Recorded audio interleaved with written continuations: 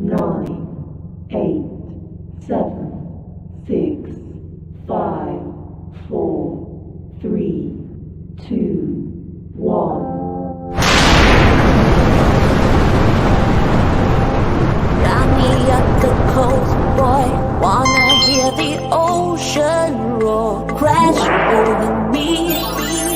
Then ride it home, dance it up in moonlight. Hold me tight and don't let go. Watch over me.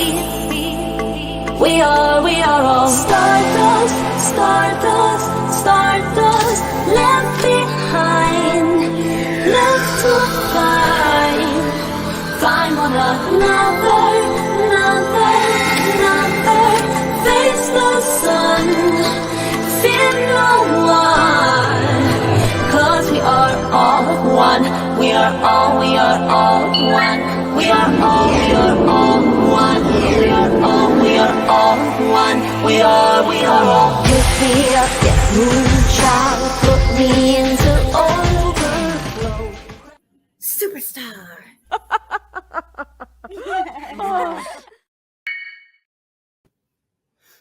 Hey everybody. Oh gosh, guys. So I changed the title of the live last second, and that has to do with why I'm late. I'm about having an anxiety attack right now. Oh my God. Whew, I've had a lot of anxiety attacks this past few days. You guys have no idea.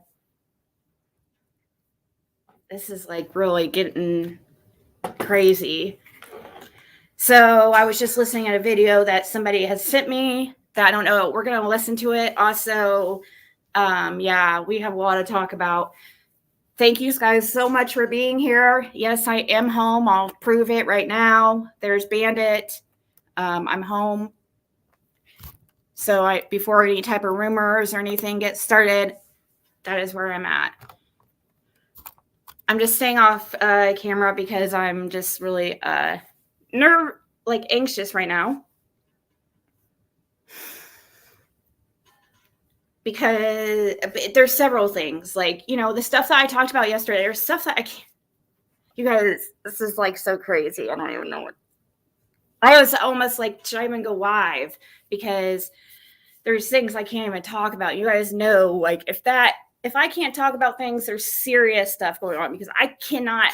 That's part of the reason why I cannot go live. This is really getting insane.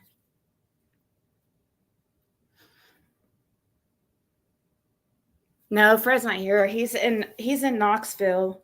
Oh shit. He's over in yeah. God damn it. Sorry, Fred. God damn it. Well, there you go. Anyways, can't do anything now about that. There's several places out there. But the thing is, guys,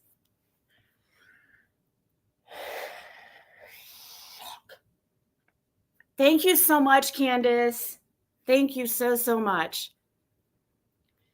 Yeah. Fred said it's okay. God, he said he didn't care if I told people. He's already talked to but still, I just didn't. You guys, that's why I can't be going live right now. Like, I shouldn't be. That's how, like, all over my mind is right now.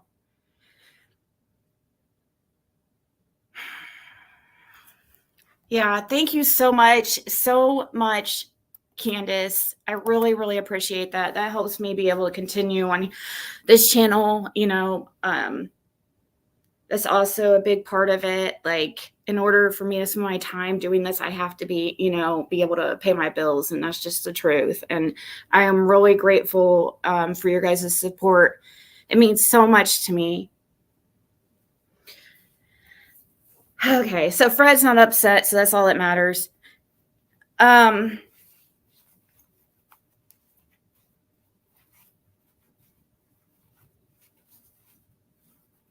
He took a much needed mental break. Yeah. And I knew that Justin was feeling, kind of over everything too. Like we would talk about it all the time. About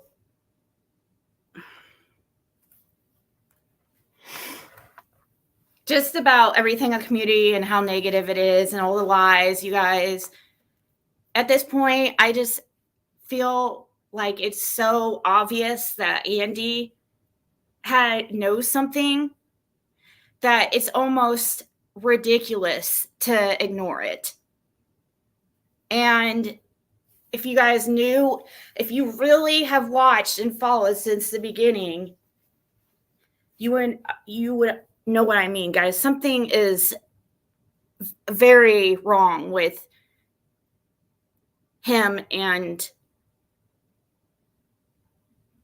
his, yeah. Sorry, I'm just like,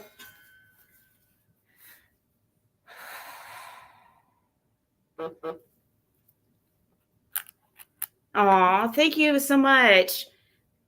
Hold on. Thank you, Ava, so much for the Cash App. She said, happy birthday. Thank you so much. Oh, gosh. So anyways, yeah, Fred wanted me to tell you guys actually anyways, but I was like, I thought maybe, he's like, he didn't care at all, but I just thought, why put that out there? It's really not necessary. And also, guys, it said it was on VineLink, the county of his probation. So, I mean, it's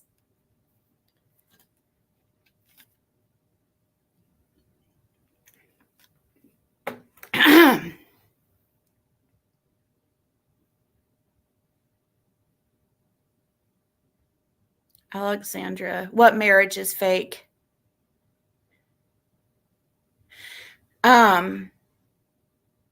Oh, are you talking about Ryan?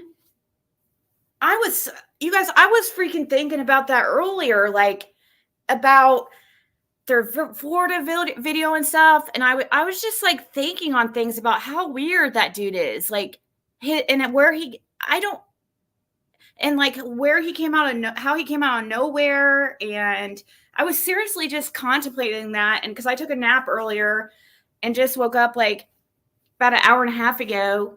And I was laying there just thinking like about the case and everything, that we've been talking about, me and Fred over the past few days, and what we talked about on here and things you guys have messaged me. Hold on one second. Aw, thank you so much, Judy, for the PayPal. Thank you so much. Thank you. Okay.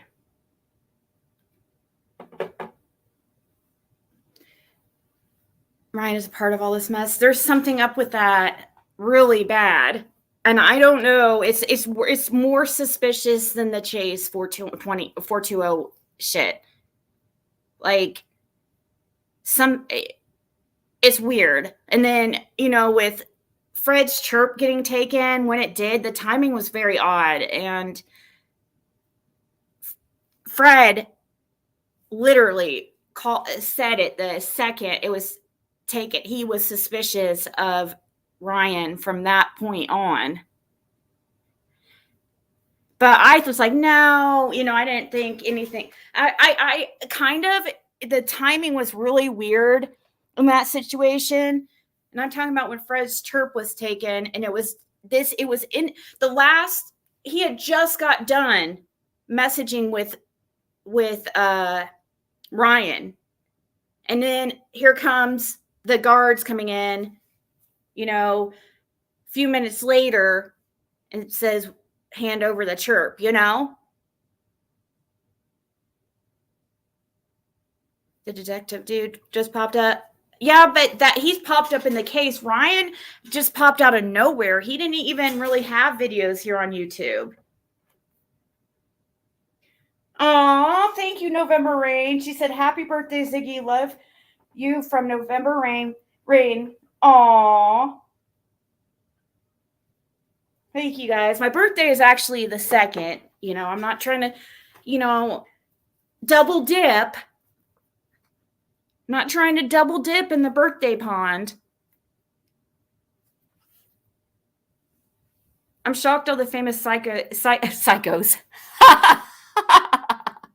Psychics he works for haven't caught on to him, right? Yeah, Fred's was his chirp, and it was right after he had done messaging. Ryan had known that was not Fred's chirp, that he was using somebody else's, and yeah, it was right after he got done messaging. He had that chirp for I don't know how long at that point, and then he talks to Ryan, and boom. So that was strange. And then I watched that guy on videos, and I'm like, dude is so fucking fake. And I was thinking about how he had his wife running out there around the park and stuff. Like, what the hell? Like, you just randomly show up at a park that you claim that somebody tells you, which is probably not even true. It's probably a fucking lie. Just a distraction. Oh, a sighting in Florida. He dude was telling me about something that was even more reputable than that sighting from one of you guys in chat that I've seen around, that he was talking about how crazy that girl sounded. This Florida thing sounds way more out there than that, what he was telling me about that girl that he refused to look into, and it was in East Tennessee, actually.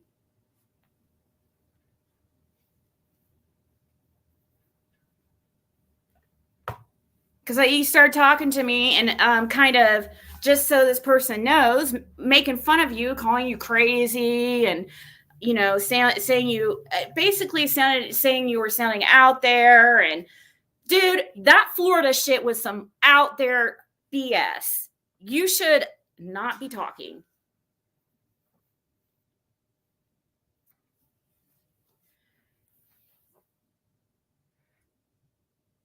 I'm so glad Trev backed out of searching. Oh God, thank God. I didn't know that, but thank God. Right, that Trev kid, he's a smart cookie. He's gonna go places. That's like, he's at 20 years old. Like, yeah, he's more mature than most 40-year-olds, or however old he is. He's very young. I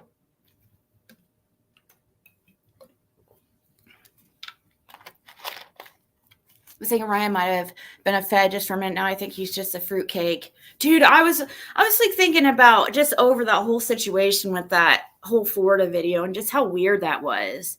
And how I couldn't believe his wife was out there running, and that just made me like lose all respect for her, that, because I kind of wondered like how much she even wanted, like how much she's really, I don't know. It's just, I didn't know what her intentions were. I felt like his intentions were not good. And now it's just her running around there. Couldn't, with two brains put together, wouldn't you think it'd at least equal one? Like, seriously, neither of them thought that are you telling me both of them thought that they were going to randomly go to down in Florida, in a location nobody in the fucking case has ever talked about? We don't, what the, mind blown.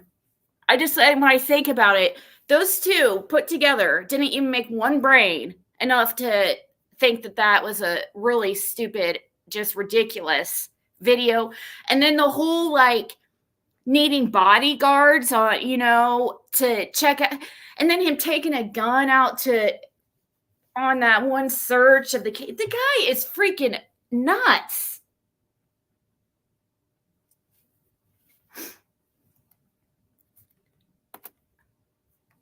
Sorry, I'm on one tonight. We're going to have a good show. You guys are going to love this one. I can already tell.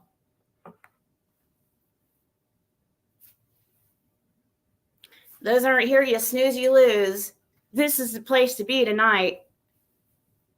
So,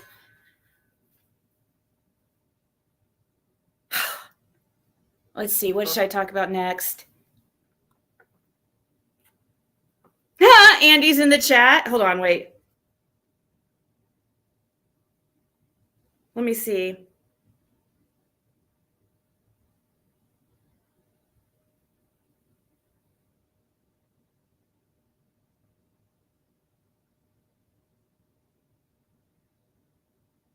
Was it on Fields Road on the 15th before late? He said. Oh my God.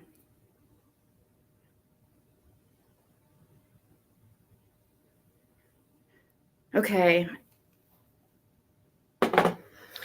No, Andy was unblocked yesterday, and he didn't come in and decide to, you know.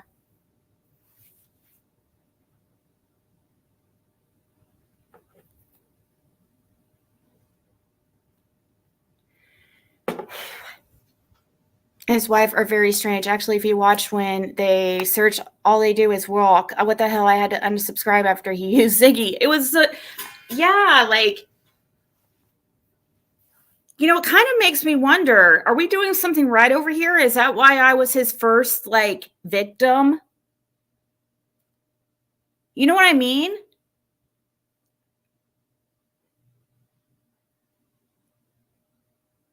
That was weird. That the dude ended that I'm the one that was like chosen for his little scheme.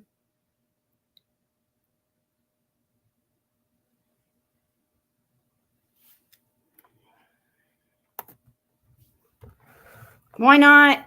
I don't know. Share. I mean, she's always got the best, hottest info.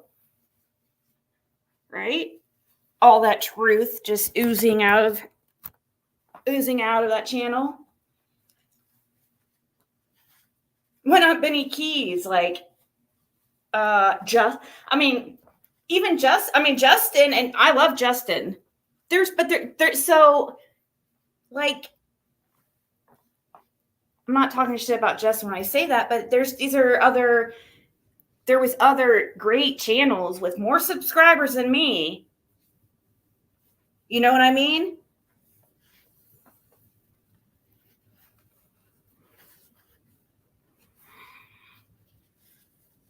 Then Fred's chirp gets somehow just taken suddenly when Fred and him finally communicate.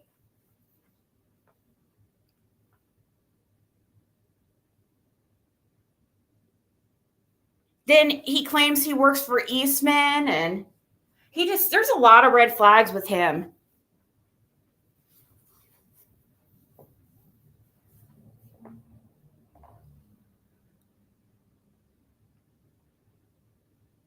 We'll see. What is a chirp? It's a texting device that you can use in jail in Hawkins County. Would you ever be up to an on-site read location? My kid and I have one car. I would be over there. What do you mean an on-site read? Are you psychic, Reach? I would if Fred was with us. Like, that's why I was willing to go to Ben Hill. Like, if I'm there with a local, you know what I mean? That's why I was only considering going there, but then we just like decided it was probably not a good idea for several reasons. Do you think Ryan could be a plant? I don't know if he's just like an opportunist or if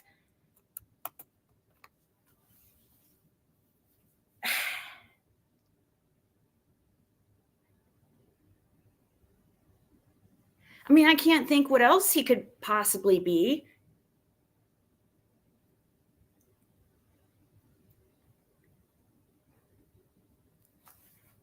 Why would he like? And then to hear that the guy that he was meeting up with like says to Fred that he feels like Ryan was involved with his kids getting taken just a couple days prior. That's an odd thing to say.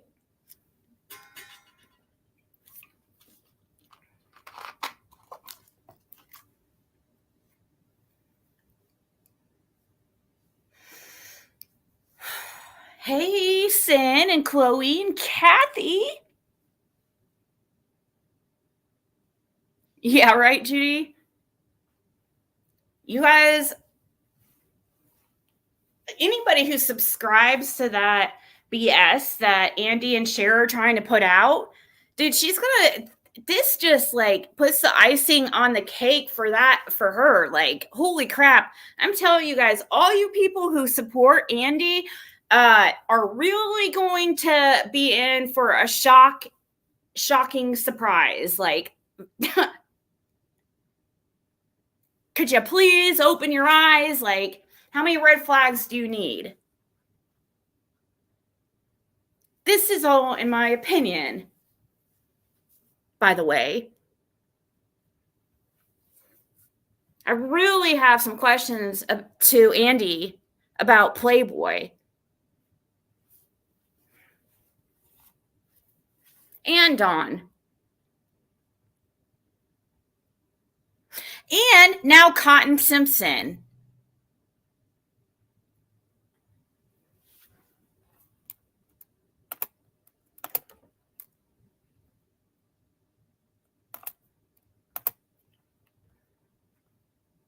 Listen to this voice, guys, for a second.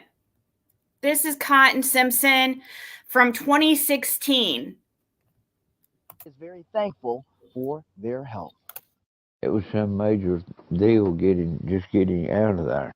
Trapped in a small ditch in the woods behind his Bays Mountain home, Roy Simpson says he nearly lost his life Tuesday evening. Got down in there, and then all of a sudden I couldn't get out. Roy is no stranger to exploring the mountain woods.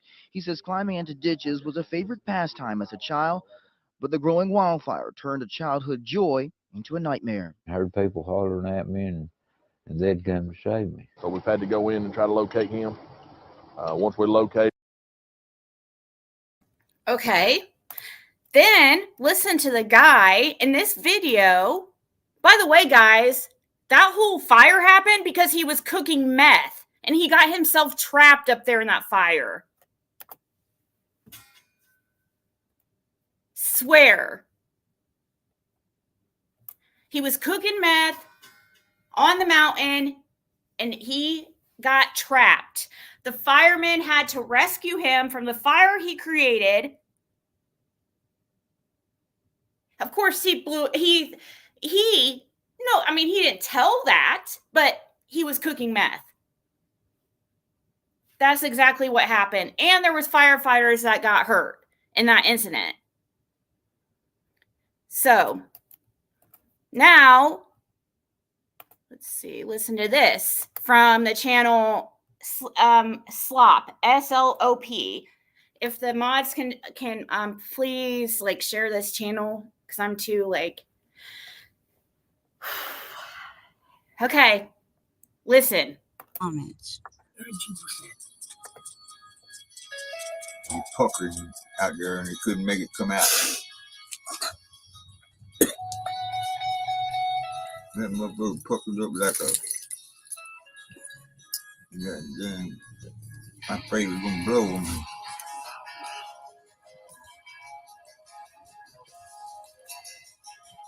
Thank you for watching. Please like, subscribe, and share. All the best. Have a great afternoon. Thank you. He puckered out there and he couldn't make it come out. That motherfucker puckered up like a, yeah, then I'm afraid it was gonna blow on me. That thing puckers up like a, I was afraid it was going to blow on me. This is days before Summer Wells went missing. That dude in the background is cooking meth over at 110 or wherever this video was taken. Cotton Simpson is a known meth cook. Just so happens that Cotton Simpson comes to Fred and gave some crazy story about him sleeping with mother and daughter. Me and Fred are now wondering which mother and daughter, Candace and Summer or Grandis and Summer? Or Grandis and Candace? Because at first, that's what we were thinking, Grandis and Candace. But now we freaking wonder.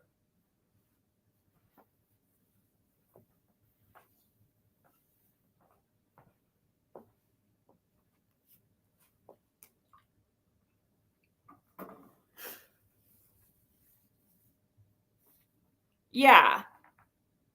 That is the tree trimmer. That helicopter is cutting trees. I had to ask Fred what it was doing. I thought it was searching for Summer. But I read the description after. Of course, I should have read the description first, of course. So when was the tree trimmers there? Fred said there was no chopper on the 15th. Cutting trees. That had to have been like the 14th. Was there an accident? Some kind of explosion with meth cooking? What the fuck happened? Do you guys know that the fumes from cooking meth are so strong that it's like, according to Fred, it's like it's super intense, like that most people can't handle it. Can't handle being around the fumes because it's a high that is so extreme.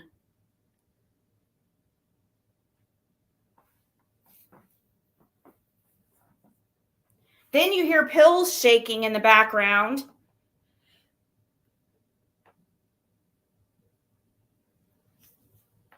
Oh, what's the misinformation? Vintage. Please tell me the misinformation and I will address it.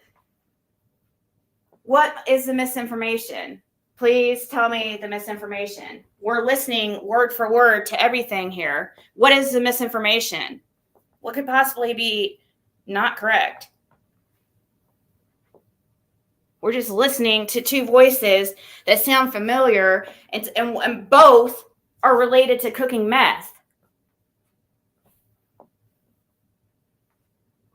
Then, the whole conversation that Cotton, Cotton just ends up dead. Same area where Don was caught trying to pick up a little girl. You remember where he told that story that he was basically trying to be a hero? No, that's not what happened. He was seen by the family. I guarantee it. He was seen by the family and he had to play it off. What were you doing out there, Don?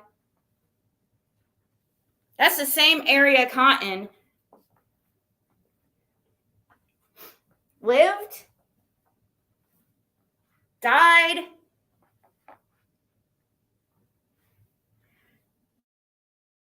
Same area where his mother's buried.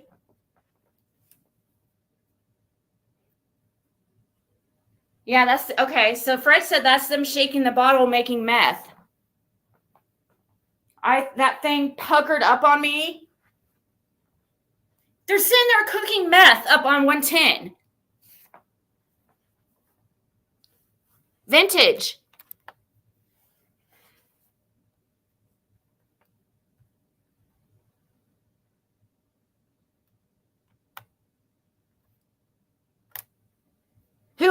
So where did those voices come from then? Yeah, but how was it?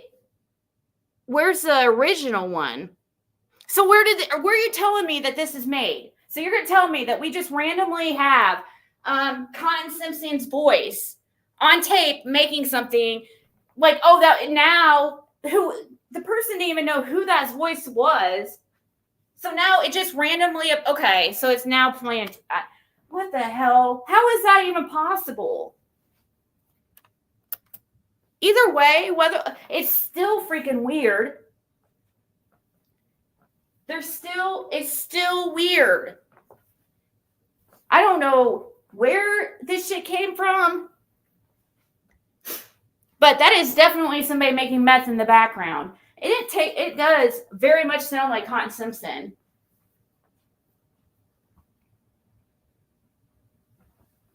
Fred said that's not pills, that's shaking meth. The shake and bake, right? Or shaken, whatever they call it. I've never been around somebody cooking meth. Fred said he's never cooked meth, but he has been around it before, and that's how he told me the high from the fumes is so extreme, like it's so intense that like many people can't handle it. So can you imagine a child being around that? Cotton bragging about sleeping with mother and daughter to Fred.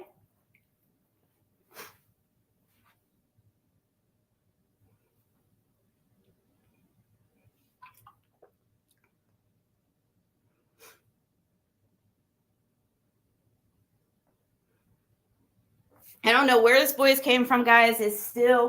It does not matter. Let's disregard the video, okay? It's still,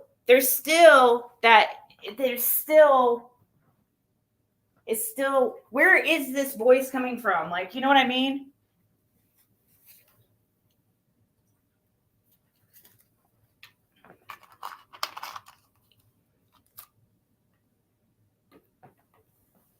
And how did they get why is it added on top? That doesn't even make sense. And then why would somebody put it out asking whose voice that is? And how the hell would they, you know, what the hell is it?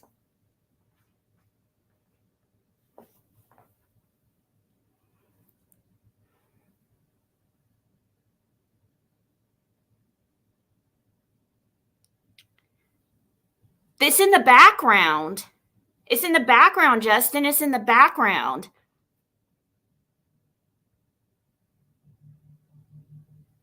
I don't know. You tell me why people do what they do on meth or on drugs. Justin, I don't know.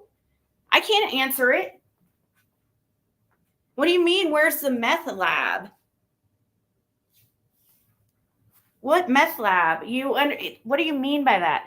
How much stuff do you think that there's like, what do you think?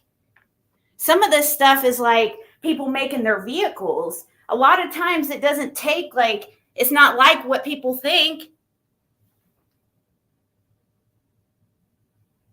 And Kine also told Fred he was there on the 15th.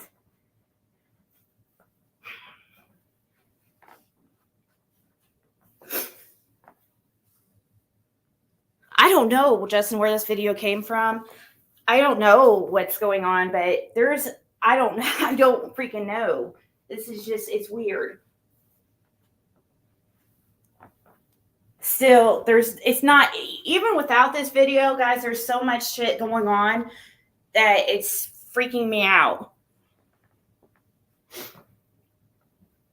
I was trying to decide if I was going to go over the Knoxville call, like the Lady of the Night call, because this kind of all ties into it.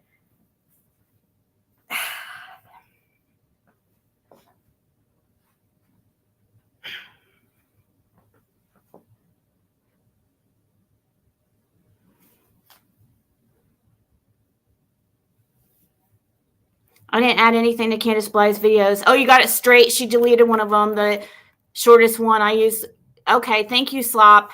So you just got that straight from Candace's channel, is what you're saying. You didn't edit it at all. It was straight from her video. You just enhanced the volume. Is that what you were saying? I think that needs to go to TPI probably. If that is, I think that does. Like,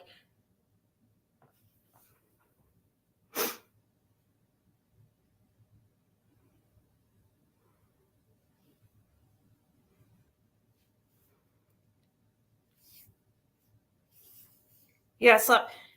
So, Slop, you got it straight from Candace's channel. Is that what you were saying? I'll play it again. It's made in Bottle Labs. It's small. Is what Fred said. So it's not like, you can't, there is like, the traveling meth labs people do in their vehicles and stuff. So if you think about that, it's not like what people think.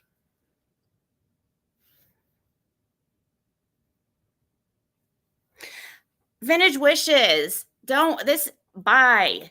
Who the hell are you? Can you come in under your real name first? I'm waiting for Slop to tell me if she got this straight from.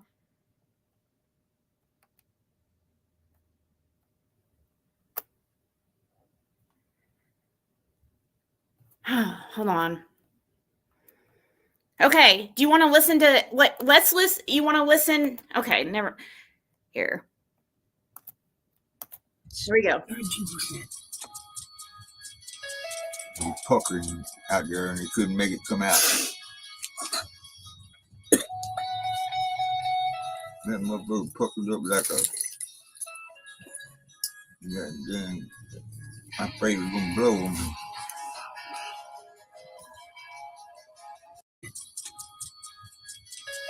He puckered out there and he couldn't make it come out. That motherfucker puckered up like a. Yeah, then I'm afraid it was gonna blow on me.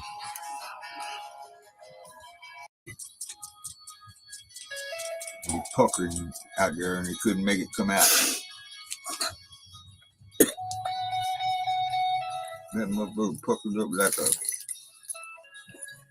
Yeah, then I'm afraid it was gonna blow on me. That thing puckered up. I was afraid it was going to blow on me. Dude's making meth. And Fred said most of the time it's a 20-ounce bottle it's made in.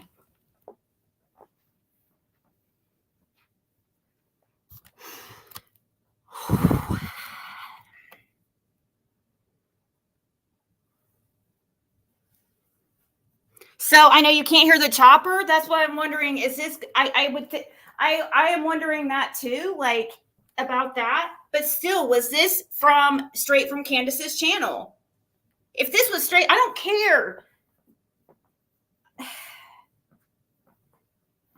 I mean, I would think that we would be able to hear the chopper, but inside the house, but how far, how he's zoomed in. So we don't know how far away that is and where he's at. He could be inside and it's just zooming in. And that's why we don't hear the chopper. And then the music is loud. So that's the only thing I can think of.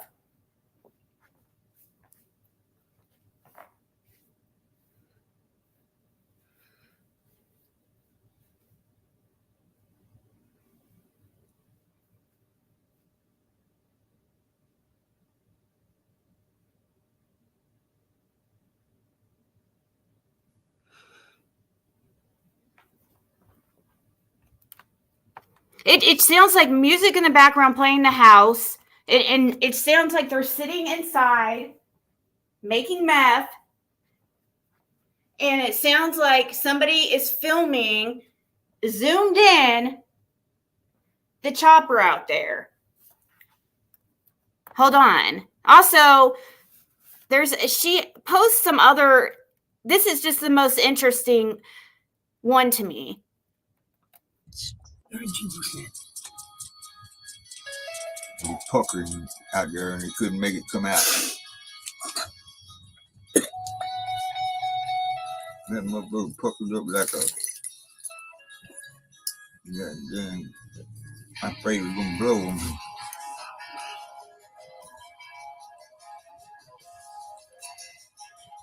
Thank you for watching. Please like, subscribe, and share. All the best. Have a great comments. 32%. He puckered out there and he couldn't make it come out. That motherfucker puckered up like a. Yeah, then I'm afraid it was gonna blow on me. And here, let's recap also the news interview with Cotton, for those who want to hear.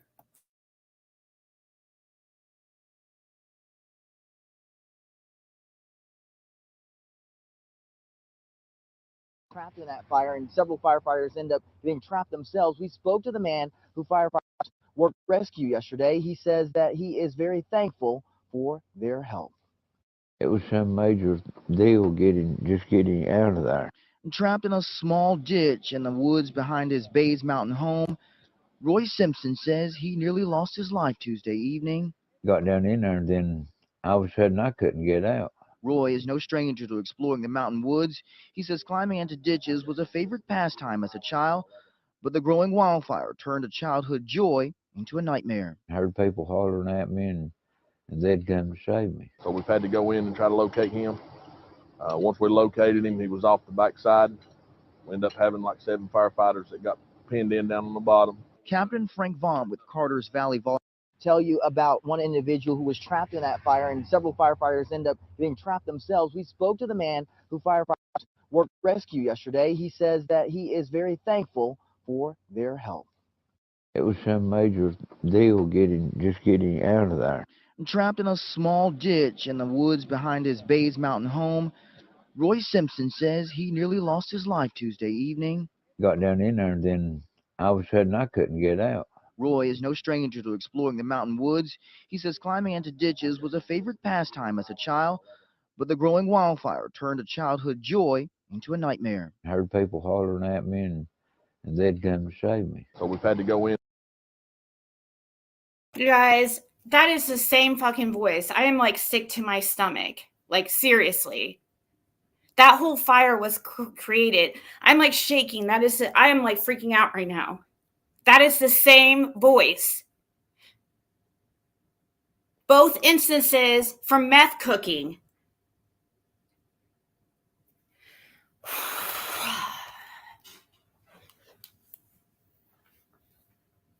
Oh my God, dude. That fire was created from him, an explosion, from him cooking meth. He got caught in the middle of the fire he created from his meth cooking and had to be rescued. And in the meantime, several firefighters were hurt.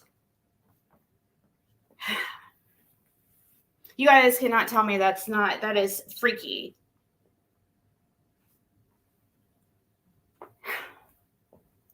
One more time. We will go back to the other one more time.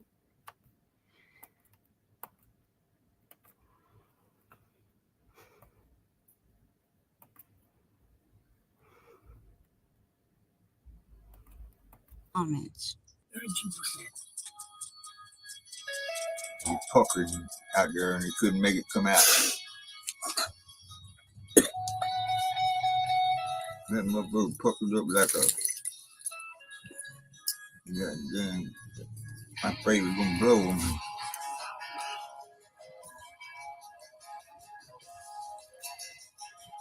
Thank you for watching. Please like. He puckered out there and he couldn't make it come out. That motherfucker puckered up like a. Yeah, then I'm afraid we're gonna blow him.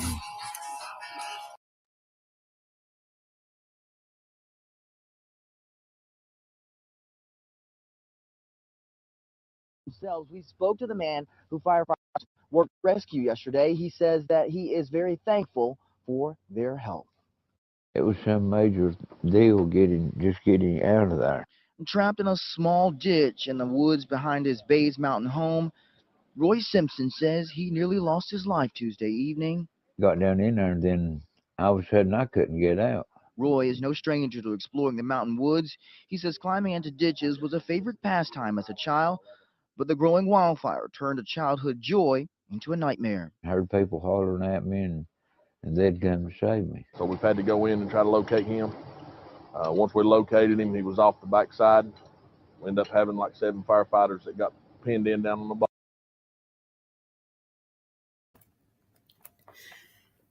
So now it makes sense why Jody Sue and a few others were so freaked out when Cotton Simpson got brought up.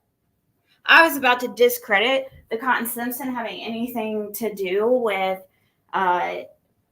any of like really Summer's disappearance. I thought maybe he was robbed. But guys, this is like he has manufacturing charges is another thing Fred messaged and told me. He's the only one that Fred can think of in that area that cooks meth that sounds like that. That's exactly the first person that Fred said. At first he said Andy. I was like, no, that's not Andy. And he's like, and then I played it again. And he's like, oh, that's Cotton. I go, I need to find that interview with Cotton and compare. That tree trimming video, if that is the same time of the audio, that's a day or two before Summer went missing. That's like a huge thing. Was there some kind of meth cooking accident? I don't know. But I don't think so, because I believe that there's something bigger here going on. I do believe, I don't know. I don't think that's what happened, because then the Knoxville stuff, where's that playing and stuff like, but it's still odd that, you know, Cotton was bragging to Fred about sleeping with mother and daughter. You know, who? Which mother and daughter? We assume Candace and Grandis. Then he to come find out he was bragging about being up on the hill on the 15th. Then he just suddenly ends up dead. Does anybody think this shit is weird? I mean, anybody connecting the dots in your brain with me here? This is like, I'm doing this live because I just found out about this stuff. And so I'm connecting the dots with you guys.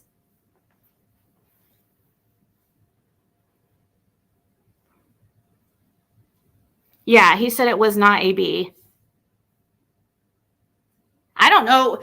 No, why would he of all people know the difference about, he doesn't talk to Andy Bernard all the time. They're not that close. I mean, get real. Oh, God. Oh, no.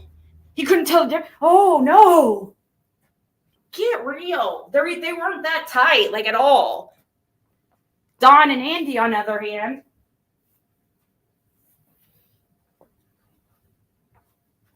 Love to be a freaking fly on the wall in these road trip excursions of Don and Andy's to Knoxville. The outskirts of Knoxville.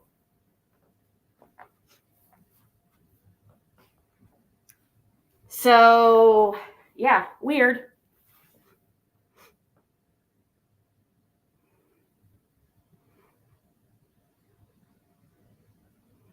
No, Andy is not Playboy. Playboy is, no. We can go weirder here, guys. If that hasn't creeped you out yet, it can get weirder. And I'm contemplating whether or not I should be playing it. But that Playboy stuff, it really does feel like it's real. And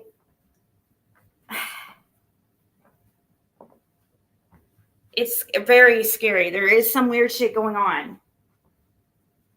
Look at pictures of Summer Wells. Like, is she in pictures that she's flashing this peace sign? Is it actually a peace sign, or is it the Playboy bunny for Vice Lords? That'd be weird, right? But then we hear Hunter say, oh, I might be flashing some gang signs, you know, but, you know, it's just being, you know, it's nothing. Then we hear Hunter supposedly has ties to gang affiliations. And then, true, his sister supposedly is with a Vice Lord. Is this true?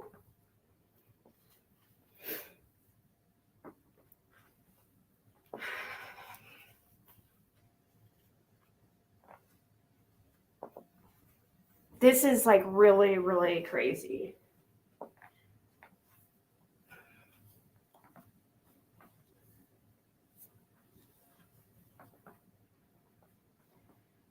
Playboy's symbol that he has, Vice Lords has different hand signs, okay?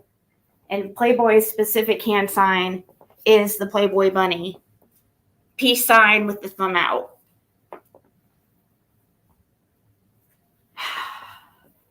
That's a Vice Lord symbol.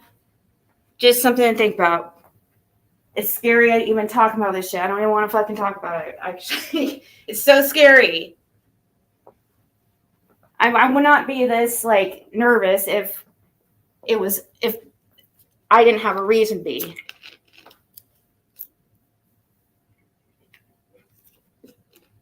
This call, by the way, the Knoxville call, I sent to TBI almost 2 years ago. The whole unedited call between me and that lady. I sent it to TBI in July of 2022. Never heard back, so I didn't care. I just wanted to make sure that they had it. I just emailed it to them. I said, here, don't know if this is anything, but here you go. Call between me and a lady who claims her good friend was a lady of the night, and Don Wells was one of her frequent clients. And that's where the Playboy situation arises. And then we find out, supposedly, Andy would be on these Knoxville trips as well. Banging hookers and getting fronted drugs, thousands of dollars at a time. Did Don have a debt that he could not pay? Because in that call, the lady claims Don would be fronted thousands of dollars at a time.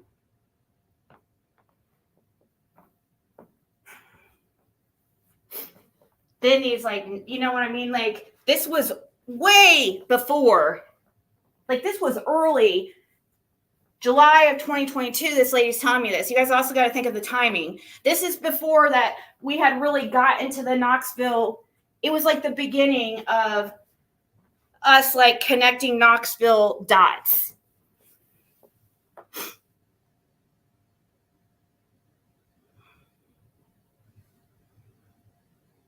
Thank you, G Crime.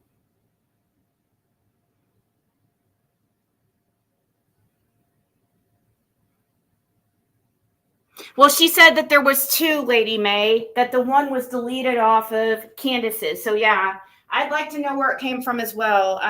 But you know, I don't know. Like, I want to know too. I want to know the exact. She said she got it from Candace's, that there was a deleted, that it was she said one of the videos was deleted. So that means that she would have used, like, these were maybe two separate TikToks or two separate videos put together or something. Like back to back. I'm not saying on top of each other, but I see what you guys are saying. But it's what is this? You know what I mean? Like, what the hell is that? And I do remember seeing that video. I remember.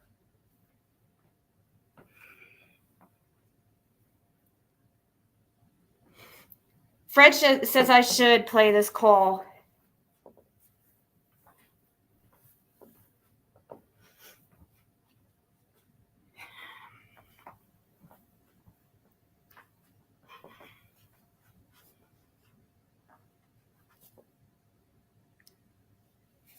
Yeah, she said she enhanced the volume 200 times.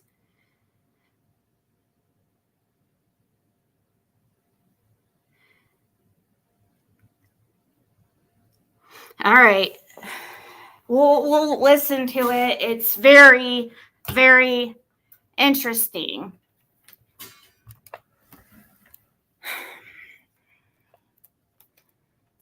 I'll try to play it pretty much straight through. It's over an hour long, though, guys. This is freaking really, I'm telling you guys, this is like the scariest. Okay.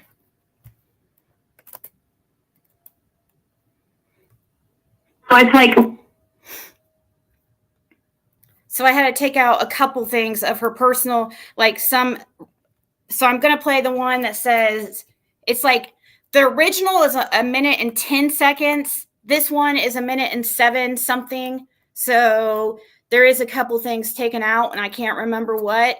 I must have felt that they needed to be taken out. So since I didn't have a chance to go over, that's what I wanted to do, is go over the whole unedited call first, because I wanted to see if it was okay to play now, or if it was just something I couldn't play at the time. Now it's like a year and a half, 2 years later. So, but I didn't have a chance. I was listening to it on the way home, and my phone started acting up, and I couldn't finish it. So I'm going to play this one, the July 4th, 2022 edited call, which is a minute, or an hour and 7 minutes and 47 seconds. It's this lady that got emailed me, and I need to find those emails too. And you hear her story, and she talks like it's almost like she's the person that she's talking about. Keep that in mind. She's saying that this is her friend, but yeah, this is person that emailed me. I need to now find those emails, but you saw Candace throwing the hand sign up? Yeah, look for the thumb. Look for the thumb. See if the thumb's up. Not just the peace sign, but the thumb also. That's what to look out for. So here we go. But I will post the whole, I don't care about posting the whole unedited video and stuff if it ends up being an issue, but I need to hear first. Like, I can't remember why there's a couple minutes cut out. So I made that video, didn't add anything to it. So you just uploaded it, really?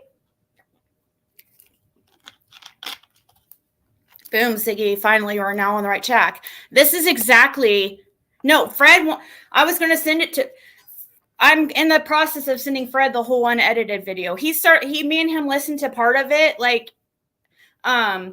yesterday when I was dropping him off, but like outside the place, we listened to a little bit of it, and I need to change, in order to upload it to a YouTube link, I need to change the format of the call, and I just haven't had a chance to. Because some people can't figure out how to open the Dropbox links, and I sent him the Dropbox link, but I don't think he has had a chance to actually listen yet.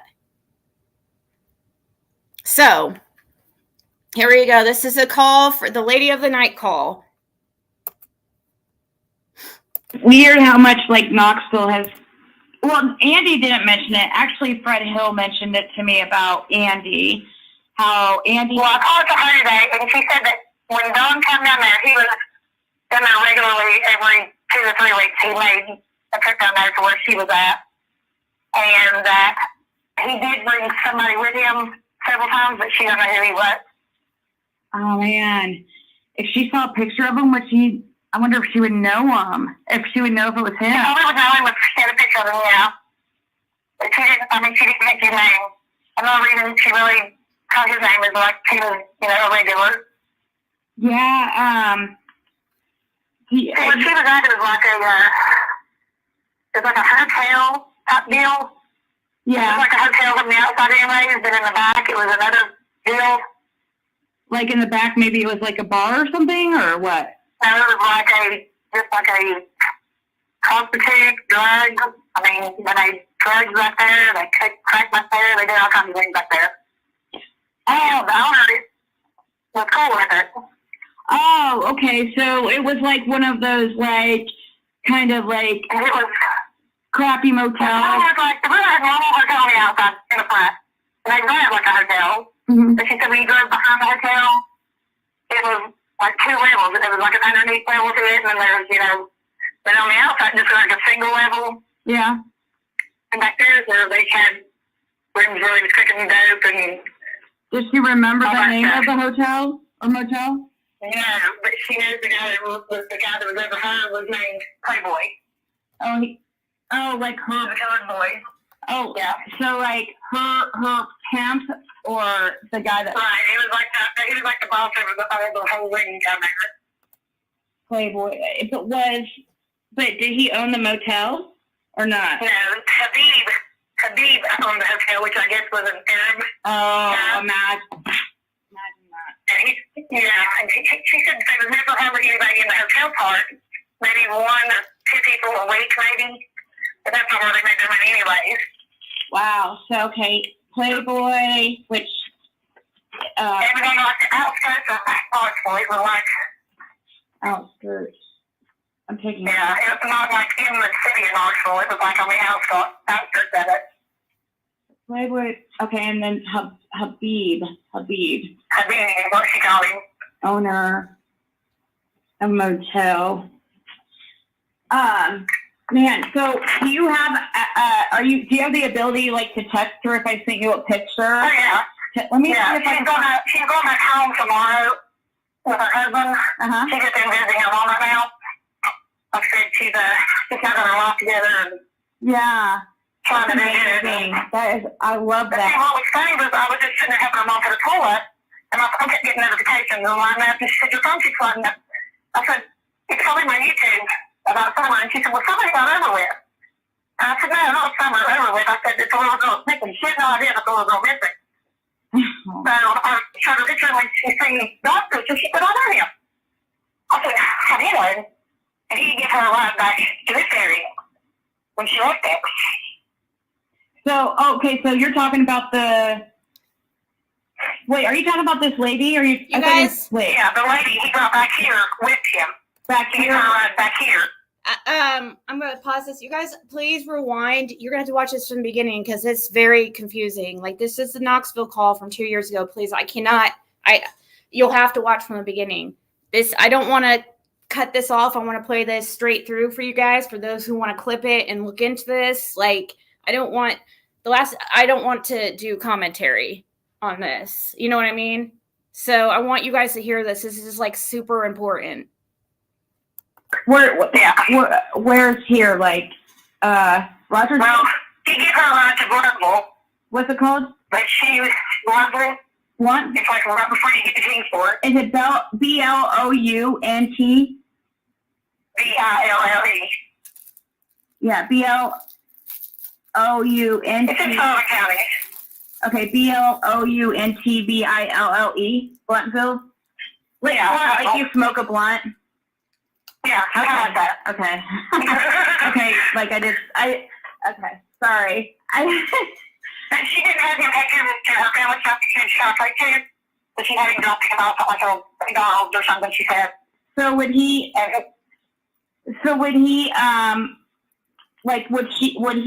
he a regular of her? Yeah, she was a regular of hers and many others. Oh, many others.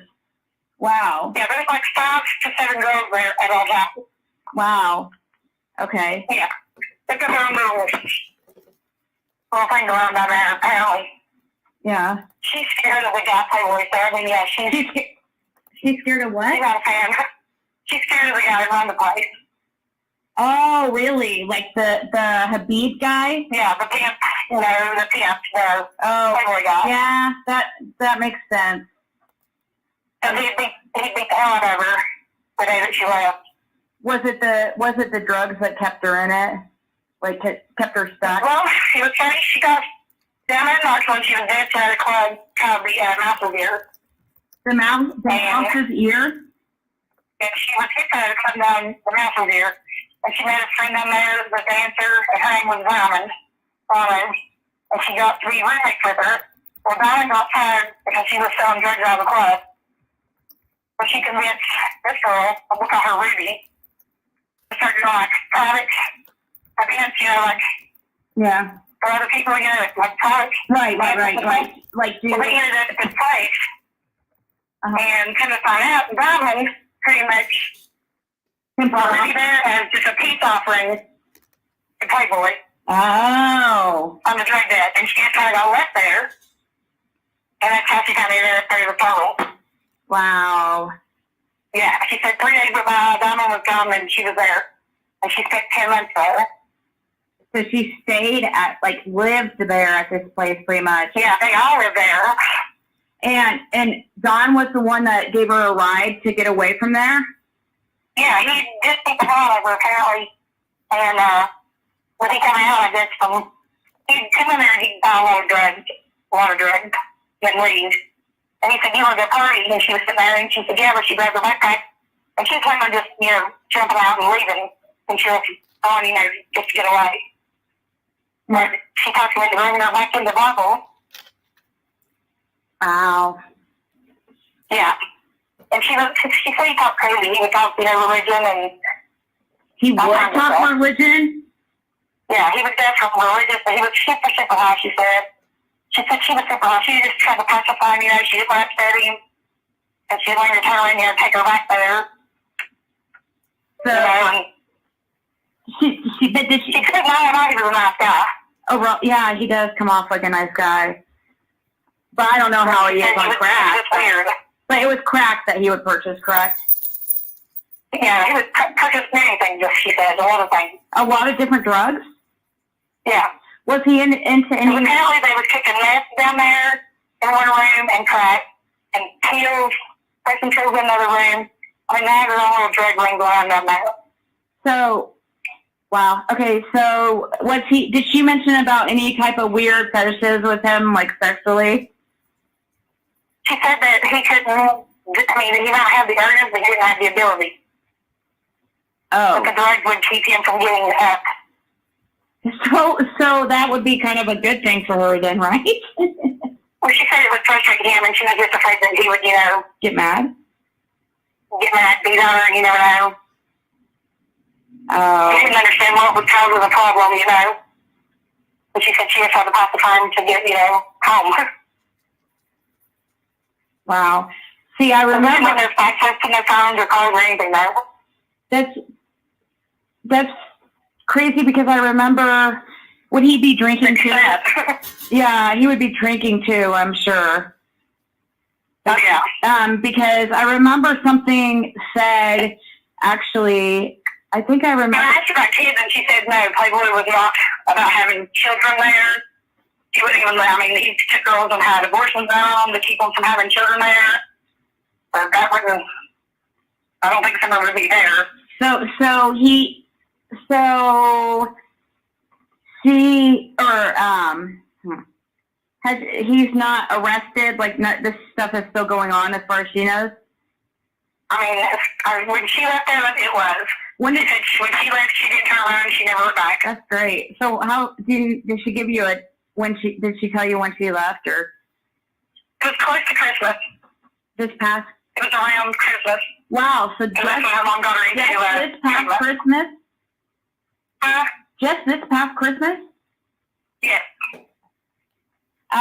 Did she know about missing summer, or summer missing? No, he never mentioned anything about none of that.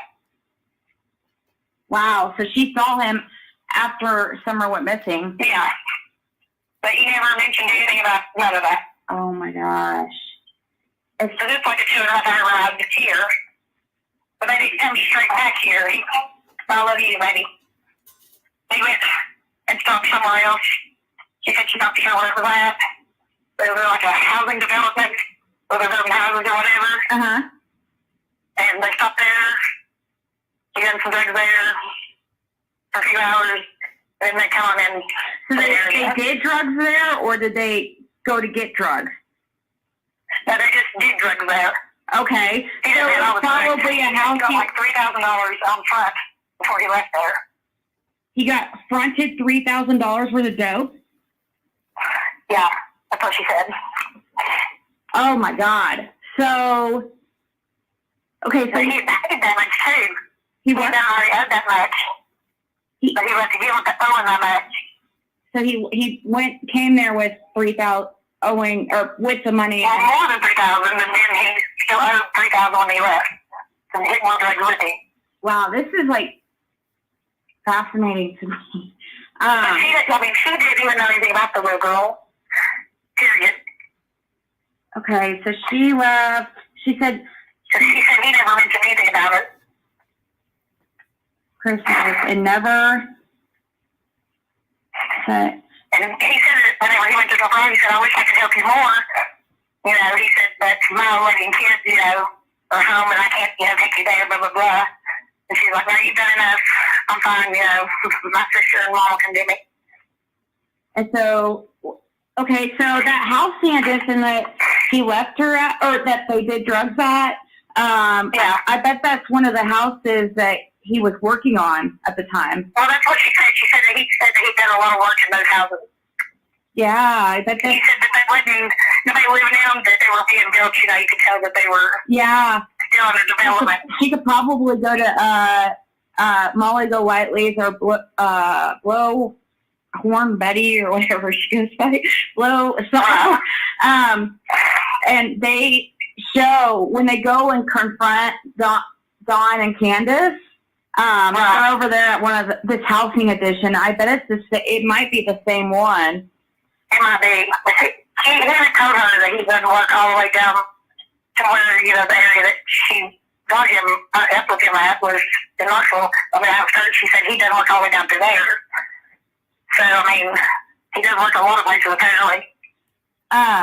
Yeah, I wonder if it was Jonesboro where they stopped in that housing edition. She said she don't really know. She said that she's also a 5.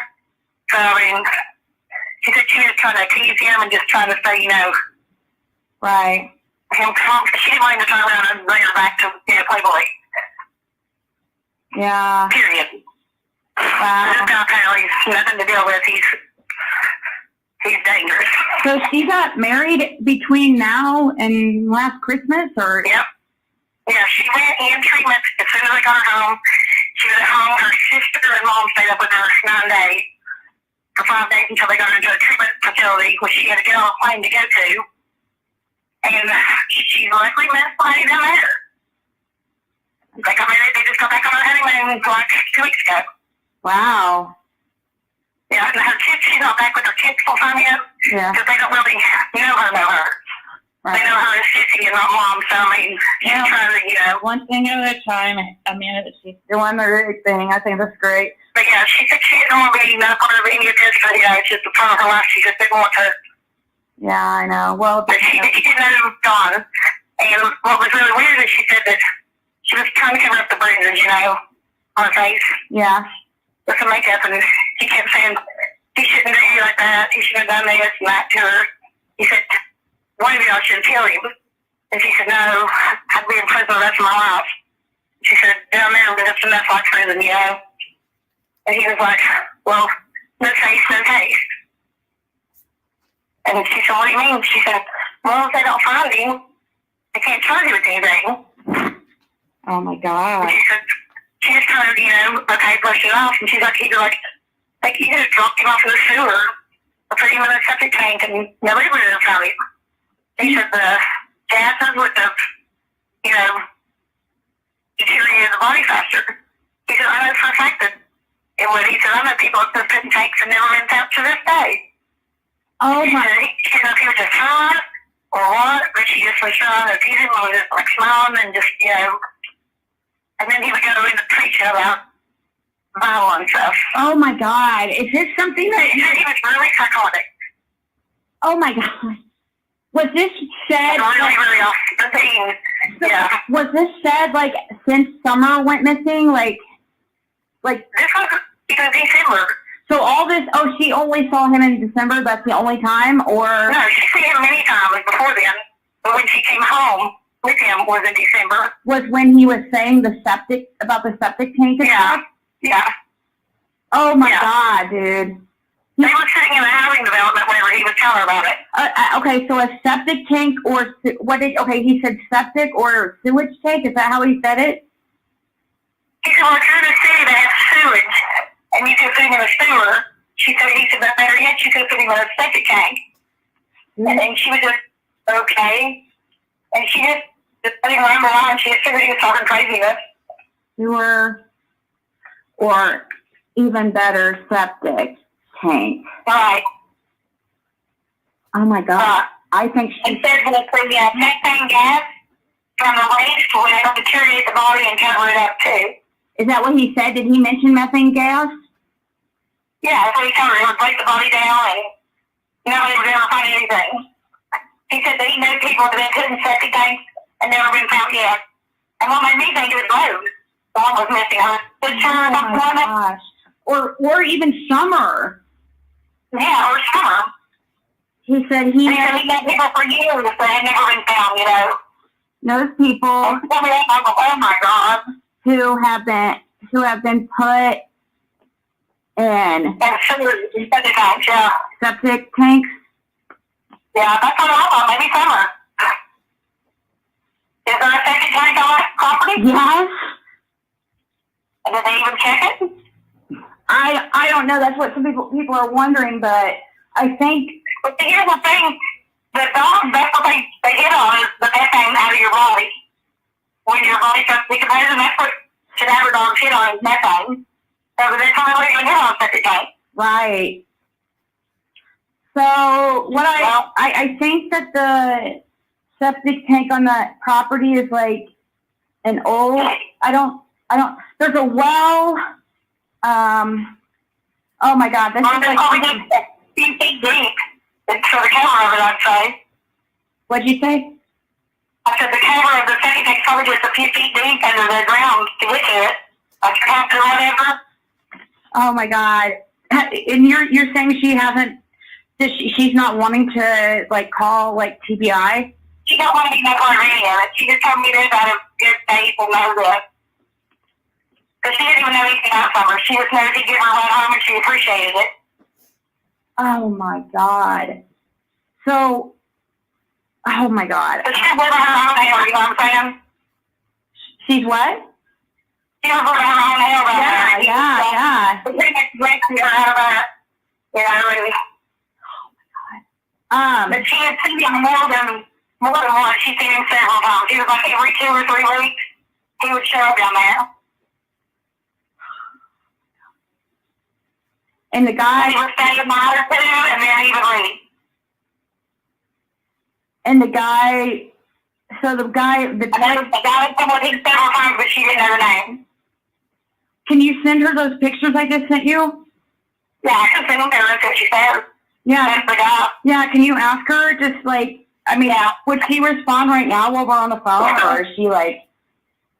No, she won't respond right now because she's at her mom's. Okay. And like I said, she couldn't even talk to me about this with her mom or her husband. She don't want, you know, him to know that part of her life. So, like, he would always come down with another guy? Do you know about? Or no, just several times he did, but not always. He was usually by himself. But she said she could remember 3 occasions he came with someone else.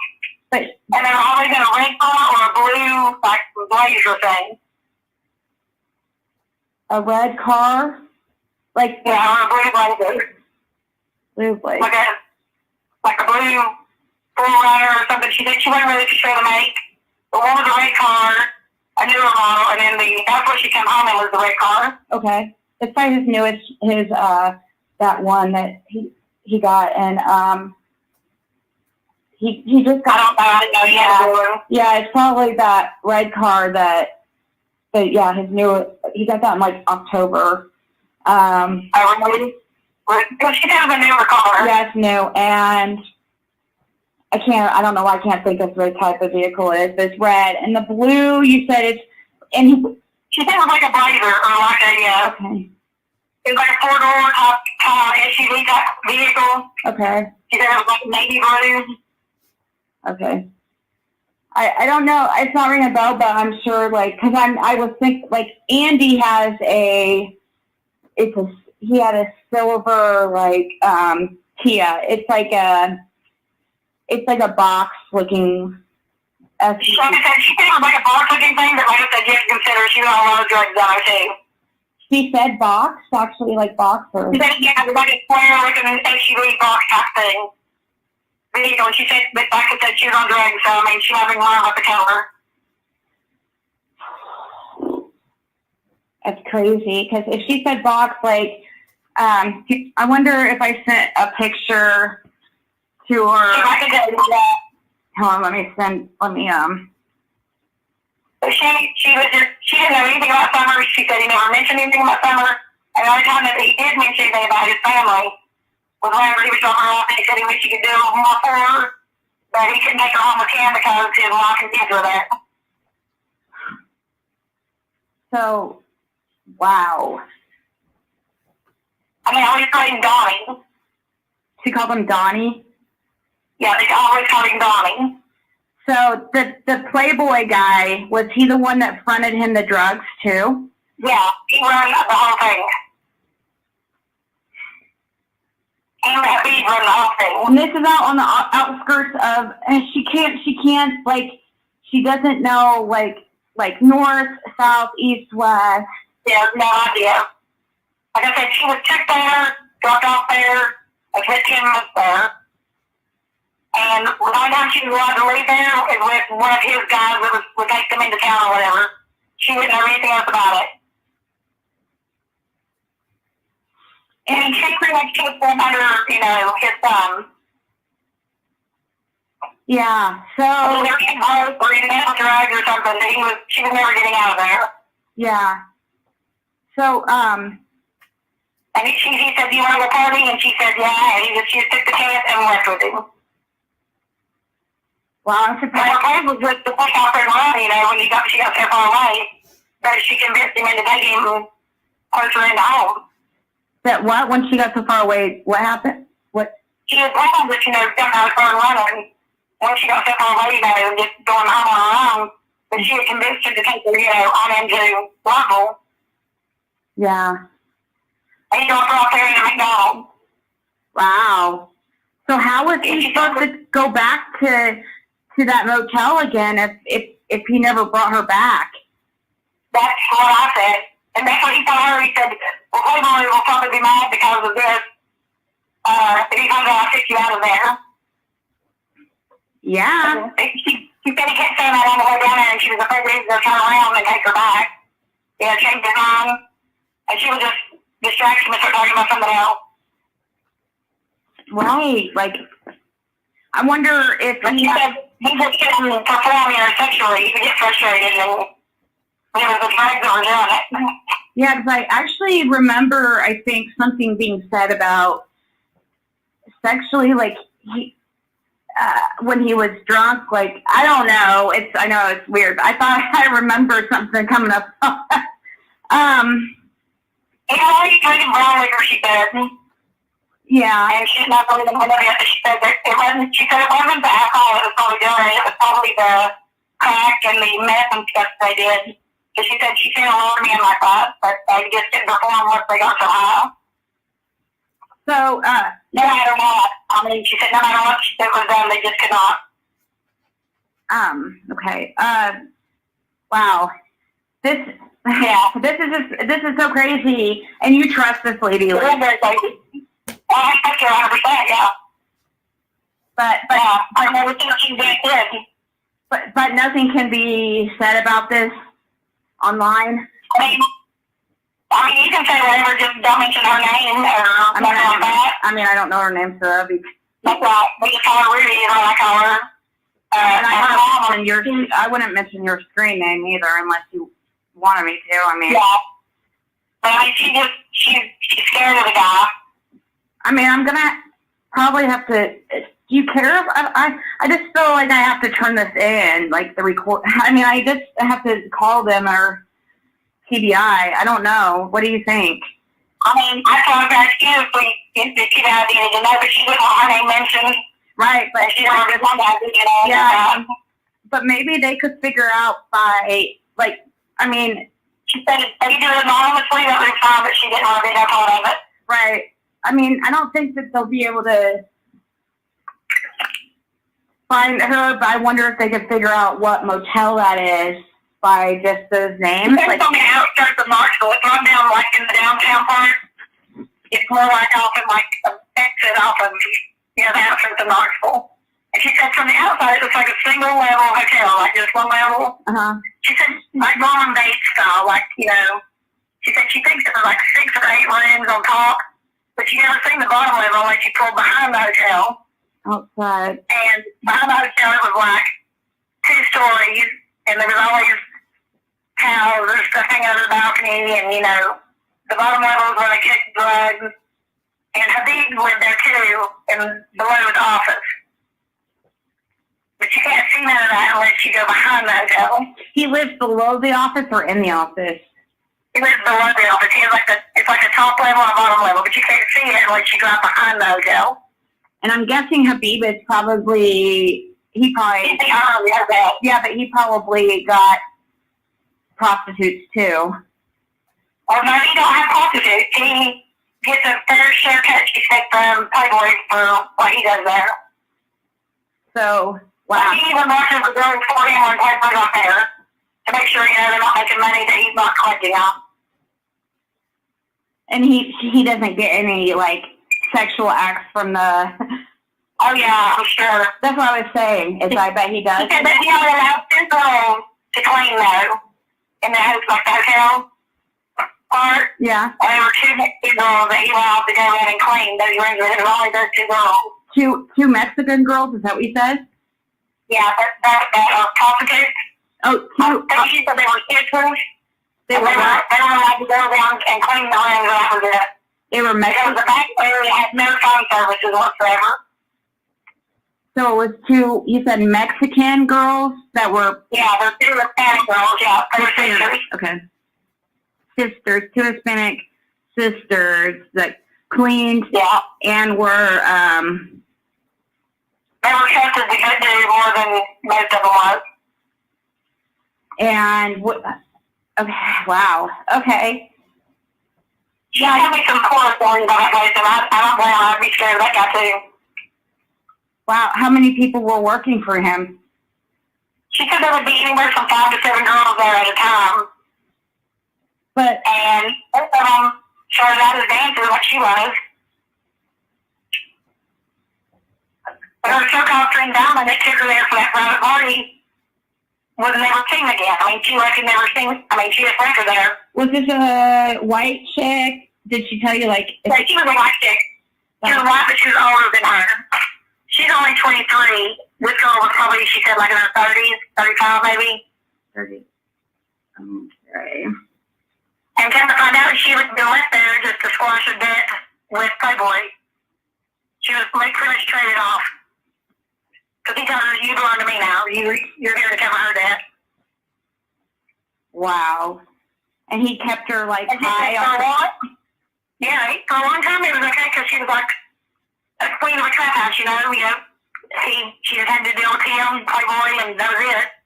And then a new girl come in, and she got back to, you know, all back home to her with the other girl. But she said the Mexican girls that claimed they didn't really associate with any of the other girls. Did they work, too? Yeah, they worked too, but they was like, I guess they've been there longer, had more trust, I don't know. She said she thought they might be illegal. Right. Legally here. So did she, just didn't have a place to go. Did she get any of the money? Don't have a place to go. Did she get any of the money, or was it? She said she would make like $200, like for sleeping with somebody. She might end up with 80 of it. And what would she do with them?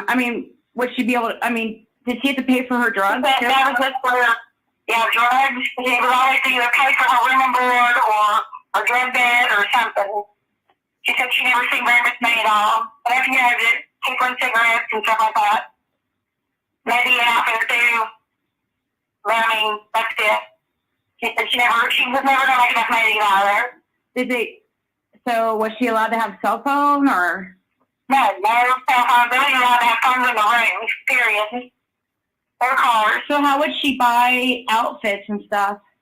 He had 2 guys that worked for him that would take him into town if they needed something or were they all? Did she mention like if they were also like were they white guys, black guys, like Hispanic? They were white guys. White? They were tweakers. She said, yeah, they were tweakers. So I wonder. She said they never left the property really. Even if they were left because he had a home and family elsewhere. Wow. And we kind of use that as just like his office, bedroom.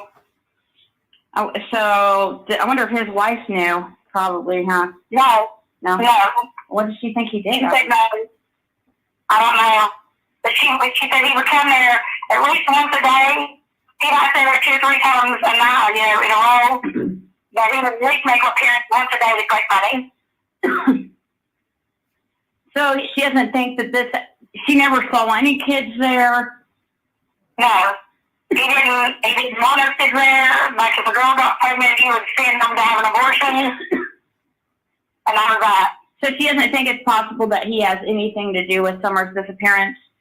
The Playboy guy, like maybe... No. Because I would... Well, he doesn't think it's kids. He said kids affected his money.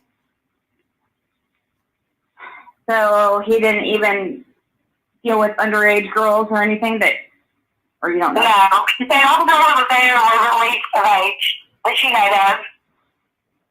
She said the one that was brought in that ducked her off the totem pole was in her 20s. She was younger than her, but not underage. So is this girl a friend of yours, or? Yeah, I've known her since she's been a baby. Oh, wow. wow. Her mom and me are really close friends. Yeah. But she was a good girl until her dad died. And when her dad died, she just lost. I mean, she was haywire. I mean, she was wild. And I said she had a Knoxville dance at that club and just got into all this mess. So she danced at the Mouse here? The Mouse is here, yeah. Yeah, I've heard, Fred mentioned. She made a lot of money there. Did she know Jody Sue? I don't know. I never asked her. I heard Jody Sue. Well, yeah, I really am interested if she knows who Andy is. And I see the pictures. Do you know if the guy that came with Dawn was the same person each time? Yeah, she said it was always the same guy. She didn't say whether... She didn't know his name, but she said she really never wanted to know his name, really. She didn't know, she didn't describe him in any way. I mean, she said he was a younger guy. He was younger than Dawn. Or Donnie, as she called him. So... And one reason she learned Donnie's name is because he was a regular, you know what I'm saying? Yeah. She said that they didn't have, a lot of drugs running in and out of there, so there wasn't a lot of traffic, that they would be delivered to other people to, dispense elsewhere. So they didn't have a lot of traffic in there. The people working in there was usually for sex. Huh. The ones that didn't, that know Playboy very well, apparently he knows him from prison. He knows Playboy from prison? Right. Dawn does? Yes, that's how he knows him to start with. I wonder what prison. I don't know. But that's how they nailed prison. See, so I wonder how long Dawn has been going there because she was there 10 months and she said since she'd been there. Yeah, but I'm trying to think the last time that he would have been in prison though. I don't know. I think Playboy for quite a bit of years in prison. Playboy did quite a few years? Or? Yeah, he done a few years, I think, in prison. Do you know what for? Or? I think it was manslaughter, murder, or something like that. Maybe murder or something. It was a murder charge, killing someone. Murder or manslaughter. She said he was for killing somebody somehow. She didn't know how. She never asked the details. Okay. She tried to just keep him, calm. And how old did she say he was? Does she know? He's probably in his early 50s, late 50s. She said he don't think he's 60 yet, but he's in his 50s. But he don't look it. She said he looks like he's in his 30s. Right. That's why black people, they're so lucky. They look young forever. Yeah. They look younger longer, usually. She said that she had thought about, overdosing herself, thinking she could get to the hospital to get away. And that a girl had done that once before. They took her to the hospital to get help, and I could apparently totally got paranoid. Yeah. And had his two guys go pretty much sneak her out of the hospital, brought her back to the hotel room, or to the hotel, and within 2 days again, she overdosed again, and he started just to take her and get rid of her, and they just took her and dumped her out somewhere. But she said she didn't have that idea no more either. So they picked her up from the hospital and have her dumped somewhere. No, they brought her back to the hotel after they picked her up from the hospital, but she was okay then. She came back and done more drugs, and overdosed again, and he said just take her and get rid of her. They just took her and dumped her out somewhere, and she said she don't know what happened to the girl, or she was okay, or... Oh my God! Did she describe what the lady or what the girl, anything about her? No, she had short hair. Well, she can remember about her. Because she said she thought about going out herself, overdosing, so they could take her to the hospital to get help. And after she said that, she said she just forgot about that idea. Did she know if the girl was like alive or when? I mean, she was breathing, but she said, she was in bad shape. She is, she is some narco. I can't believe they didn't keep some there on hand. Oh my God. Well, they did, but I mean, they didn't really care. They said the girl had done it several times, and she was afraid she would get to the hospital and she don't know what was going on there, you know what I'm saying? Wow. So, I mean, that's why she didn't. It was too much of a liability, I guess, for him. So, to start this blood green going on. Oh my gosh. But she said that the hotel doesn't look run down or anything on the outside. From street view, where she never looking, Did she just... It's not that fancy or nothing, but it's, clean and stuff. It's got an in-ground pool, a small in-ground pool. Yeah, they're not allowed to use it though, the girls were not. And she said they didn't have many people there, maybe 1 or 2 people a week, if that. And because most of the people out having affairs or something with them there. Right. So anything else that she's described about the place, like anything, like any colors? I thought it was painted white, all of it. The outside was white? The back of it was. The back of like the banisters and stuff, the stairs were white. It was more run down in the back than it did in the front. The way they kept out as good as the front was. And did regular guests that would come stay there, like, every occasion? There was people there eating about the back. They didn't know anything about the back. So usually yeah, like you go around back. Oh, that's, wow. So nobody would go back there. Okay. Well, he said the whole time she was there for 10 months, the law had never come out there not once. Wow. She said that they kept everything, but there was always someone there cooking meth or cooking crack there on the bottom, and it was the first rooms. But they wouldn't let us go in there unless they were called in there.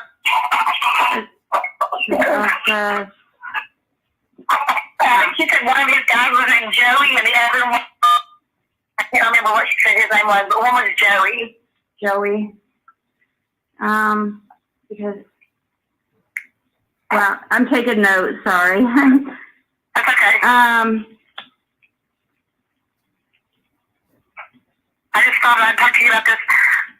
I don't know what they can do with the information. I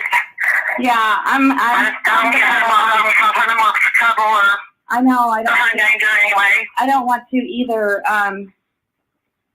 but I just thought the tank thing was just bizarre. But it's like, I feel like really bothersome. It is, like, yeah, and I don't. She said the girls that were there now, they're okay with being there now because I mean they have all their needs, Well, because yeah, because when you're addicted, that's all you really care about. Yeah, and because I told her, you should be thankful for having a place to live. You're not living on the street, and blah blah blah. Would the Playboy guy that dude, was he sleeping with the girls too? I'm guessing. Yeah. It was kind of a dumb question. So when she first got there, was he? You said that she was kind of like the She's like his track queen. What's it called? She just had to deal with just his track queen, you know. She just had to deal with him, and She's, you know, she was like one of the top girls. But she just had had to deal with the rest of them, or yeah. So Just had to deal with him. he would basically, like all the new girls would be like his She's new girls, yeah. it would be who he slept with, and then when he got a new one in, he would just, that one would be like moved on to. I'm not even that. It was a younger girl. It was a younger girl that dumped her off the totem pole. And she was spanking. She said the other girl was like 20. She said there was been another girl come in before that. It was like 30. And she didn't dump off the totem pole. It was when the 20-year-old come in. Wow. And that's initially what got her beat on. Because when he came around to collect the money, he was like, why haven't you given me your money? And she said, because it's my money. And he said, no, you belong to me. You're giving me so much of your money. Wow. So she didn't realize that at first, like that. No, like I said, she's 23. She's a dumbass. Well, I would think that it would have told her, like, I don't know, or maybe. Well, there's one girl that was friendly. The rest of them are not really so friendly. Like, but she said they're not like hers. They're just kind of, most of them are drugged out of it most of the time. Just trying to get high. She said the drugs were clearly there. I mean, that's what they leave you to get in debt with drugs and all your money be gone. Right. Wow. So. And yeah, I was like, oh my God, but she looked at the orange picture and she's like, I said that? I said, that's her mom and dad. And she's like, I know him. That's Donnie. And I said, yeah. And that's Donnie, you're right. Wow. I really am just, I'm dying to know if she knows freaking Andy. He was younger. Is he younger than Dawn? I don't know. Yes. Yes. He's But she did drywall. I sent you a, She said he would always have drywall on him. the other guy too, or? Yeah, it was just Donnie. Okay. Donnie had drywall on him all the time. And he took her that housing development and said that he done a lot of work there. Because, So they spent several hours there, apparently. after Summer went missing in June 15th, it was around June 8th. It was before Christmas. Well, around June 18th, Andy had disappeared to Knoxville for like 21 days. So he could have been there probably. Yeah, so I'm wondering, like, he just took off to Knoxville, and I'm wondering if, like, you know, Okay, Knoxville is like a big city. Uh-huh. Because this wasn't in the city part, like where the mouse was in and stuff is. This was like on the outskirts of town. Yeah. Like, Yep. but I said the hotel didn't really advertise, you know. Even unless you know it was there, you wouldn't even know it was there. She said there wasn't nothing around it really. No stores, no nothing. It was just kind of off by itself. Fred Hill, a neighbor of Dawn, had mentioned that Andy would always disappear to Knoxville, and he said he didn't know what he was doing there. So I asked him if it was to get high, and he said, no, well, I don't think so, but... Probably took drugs there. Yeah, that's what I would think. Or, also, I do know that... She said they had pill prices, too. They pressed pills down there, too. Wow. Probably made ecstasy or something. Because... She said they pressed all kinds of pills there. Wow. Well, I wonder what... So they would make... They would make... Any kind of narcotics, really. They had pill prices for them, and they would press pills there. She said one room was for that, the other room was they did meth and crack in. So they would just make fake pills, like they were actually, like make them look like they were... Yeah, they weren't fake pills. Yeah. You can buy pill prices off the internet. Right. And it has the numbers and everything on them, presses them out, looks just like a pill. Wow. That's like an epidemic up here. A fake drugs go around. Or synthetics, as they call them, yeah. Yeah. Xanaxes are like bad. That's what for being pressed out here. Right, that's what... And any kind of pain pills. That's what I was thinking immediately is pressed Xanax bars. Yeah, and fentanyl's on a lot of them, and that's what's killing a lot of people. Right. I was trying to. She's on Suboxone or Zyrtec or something right now, and thank God she's on it. Yeah, that's what I use to get off of pain medication. So it Really? Yeah, he got it for, I guess, meth and coke and heroin and right heroin. So she said it's just like a smorgasbord of drugs on there. Yeah, she was called heroin. It's probably heroin because Suboxone is for opiates, but some people, it is said to possibly help. They're not sure, but it seems to help with alcohol too. Really? But heroin. She didn't have a drinking problem. She said that she was smoking, meth when she got there. Yeah. And before she heard it, she was shooting up. She was shooting up. She never thought she would be, but she was. Yeah. It doesn't have. She said he smoked crack a lot. That John did. Yeah. Let's see. I meant to get a picture of that car. It's the dark Pluto SUV. I think that she would have noticed if it was silver, but it will be interesting to see if. Like I said, she stayed so far out there that she really didn't get many men's names that did come in there that she, had to deal with. She just knew Donnie because he brought her home. They talked, for hours on the way home. Mm-hmm. And he was a regular. And the boy always called him Donnie. Was she on the way to where he was, to Rogersville or something, or? What now? Where she was going? Oh wait, you're right. Yeah, I guess it would have been on the way. Yeah, she was going to Sullivan. Initially going into Carter County, but she didn't want to take him to her family's house. So she just had him drop her off in Bluntville, and she found her sister from there, and she came brought her there. So they hadn't seen her in 2 years. Her family hadn't seen her in 2 years. Wow. But she spent 10 months in that hotel/drug den, whatever you call it. Did she really describe the vehicle as a box? Yeah, she said it was like an SUV square-looking box top deal.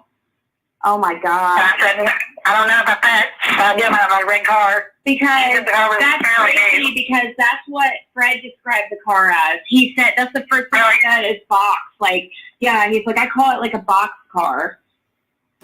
That's kind of what she said. Like, but and he had somebody with him when he came in the box car. I wonder if he was driving, or I'm sure she probably didn't tell you, but He didn't say that. Which I mean, even if he. If they wanted to say something wrong, they would be called, Most of the time they just kind of stay in the room getting high.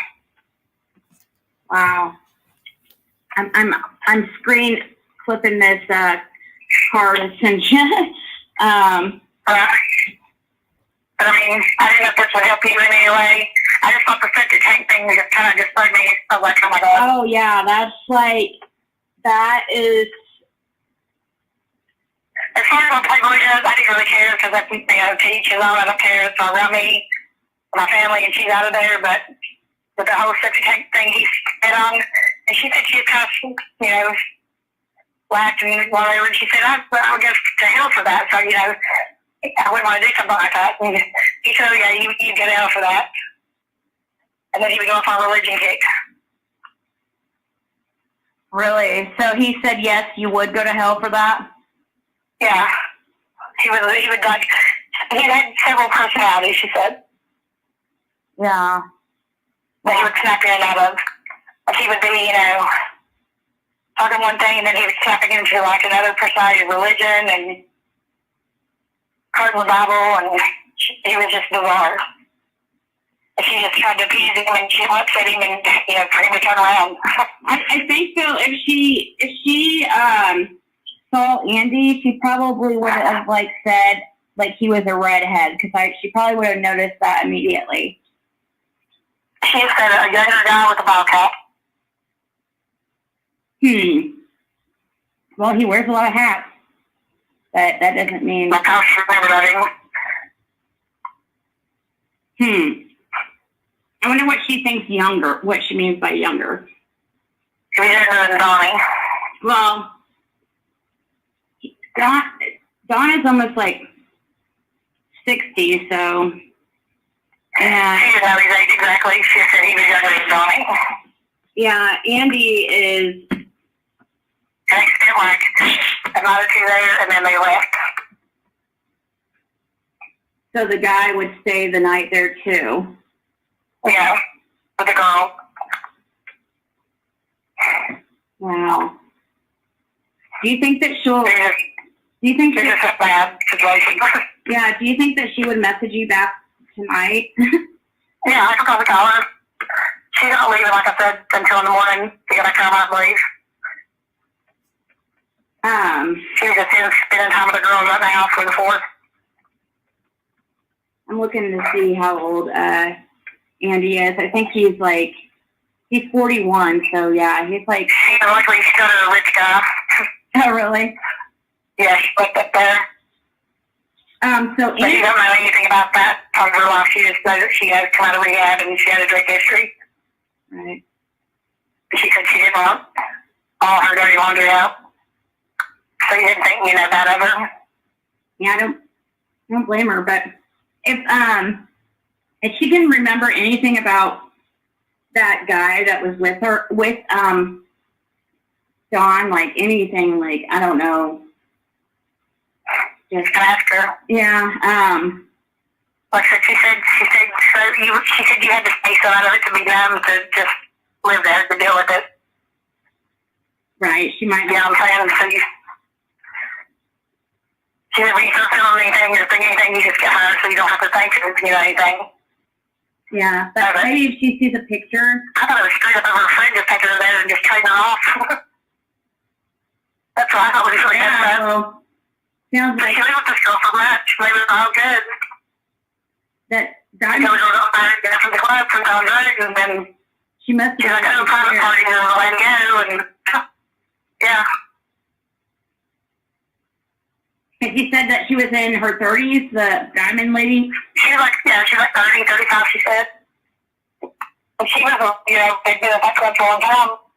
But she got caught selling drugs out of it. And they fired her. And she was roommating with her, she was rooming with her.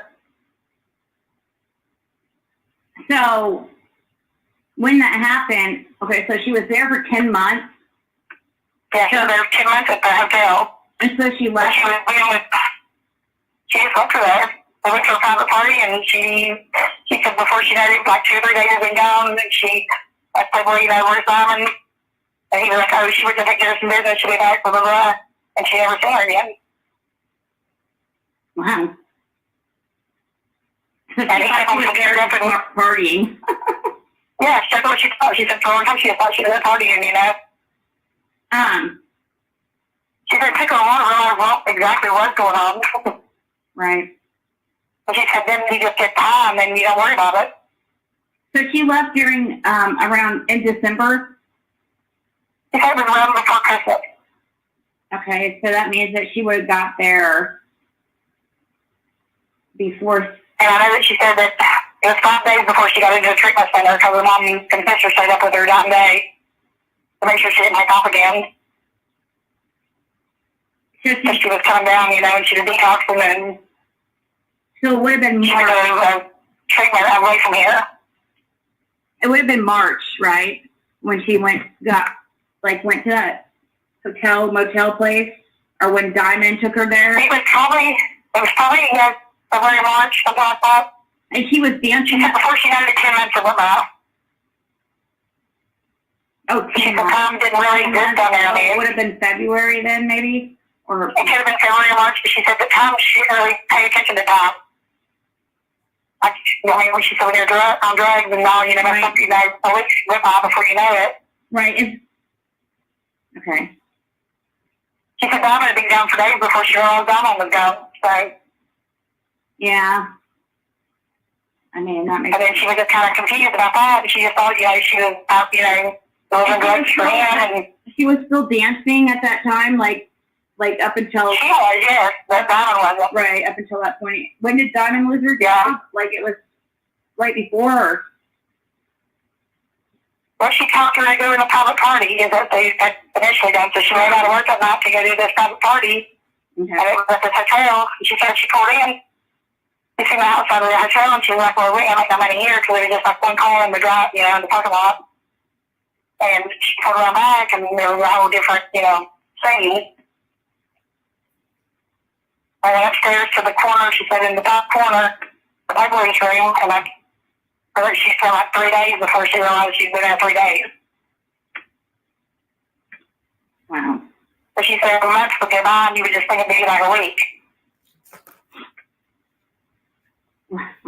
Yeah. It was a year before she talked to her, since she talked to her mom.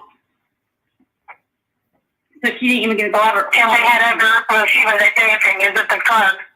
It was the last time she talked to her, she was at the club.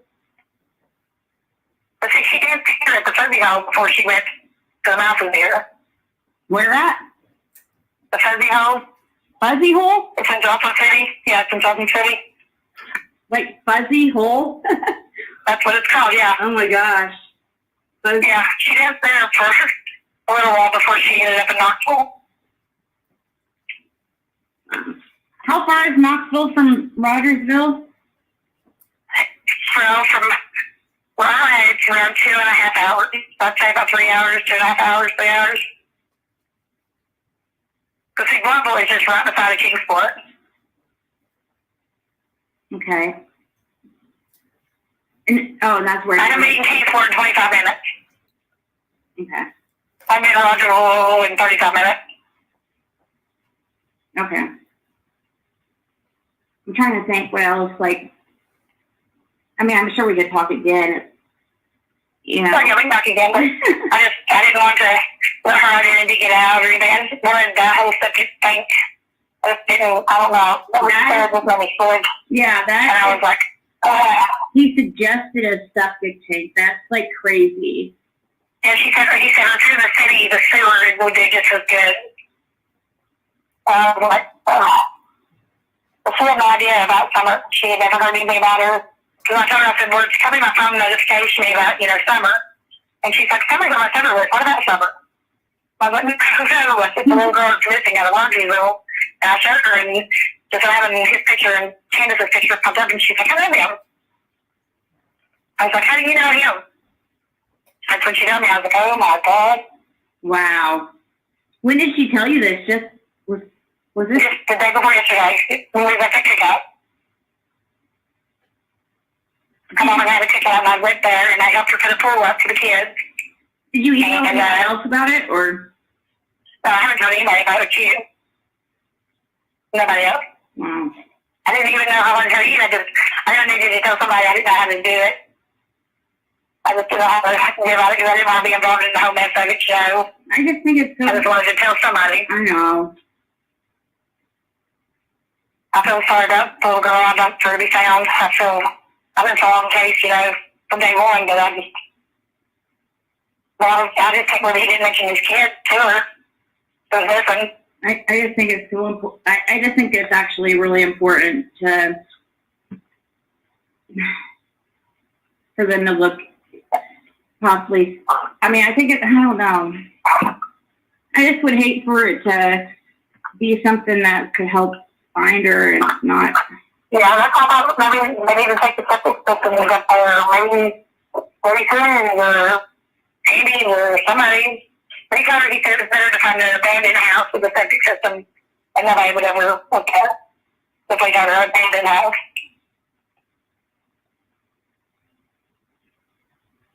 That's okay. Because then she told me that I was talking sick to him. I my God, oh God. Wait, so he mentioned something about abandoned house? Yeah, he said that abandoned house would be better. Somebody, occupied the house. There's some of that septic tank, and nobody would ever be no wiser of it, Wow. He even said that he knew people who had been in septic tanks for years ago, and they've never been caught since. So, I mean, I don't know if he's talking about people that he knows that in prison that he knows that done that, or what. But, I got to think to him about that, and I was like, oh, shit. So I told her, I was like, she's like, well, I don't know if I can see that. I don't know. I don't know being contacted by anybody. I was like, well, we'll try. Keep your identity safe. I said, I don't really want to talk to them either. I just want to talk to this one girl and see what she thinks. To ask if she's not going to relay the information to them or whatever, if it's important. So you did tell her that, She definitely scared of Playboy. She does not want him to be able to track her down. She still has nightmares about the place, you know. She just wants to forget it.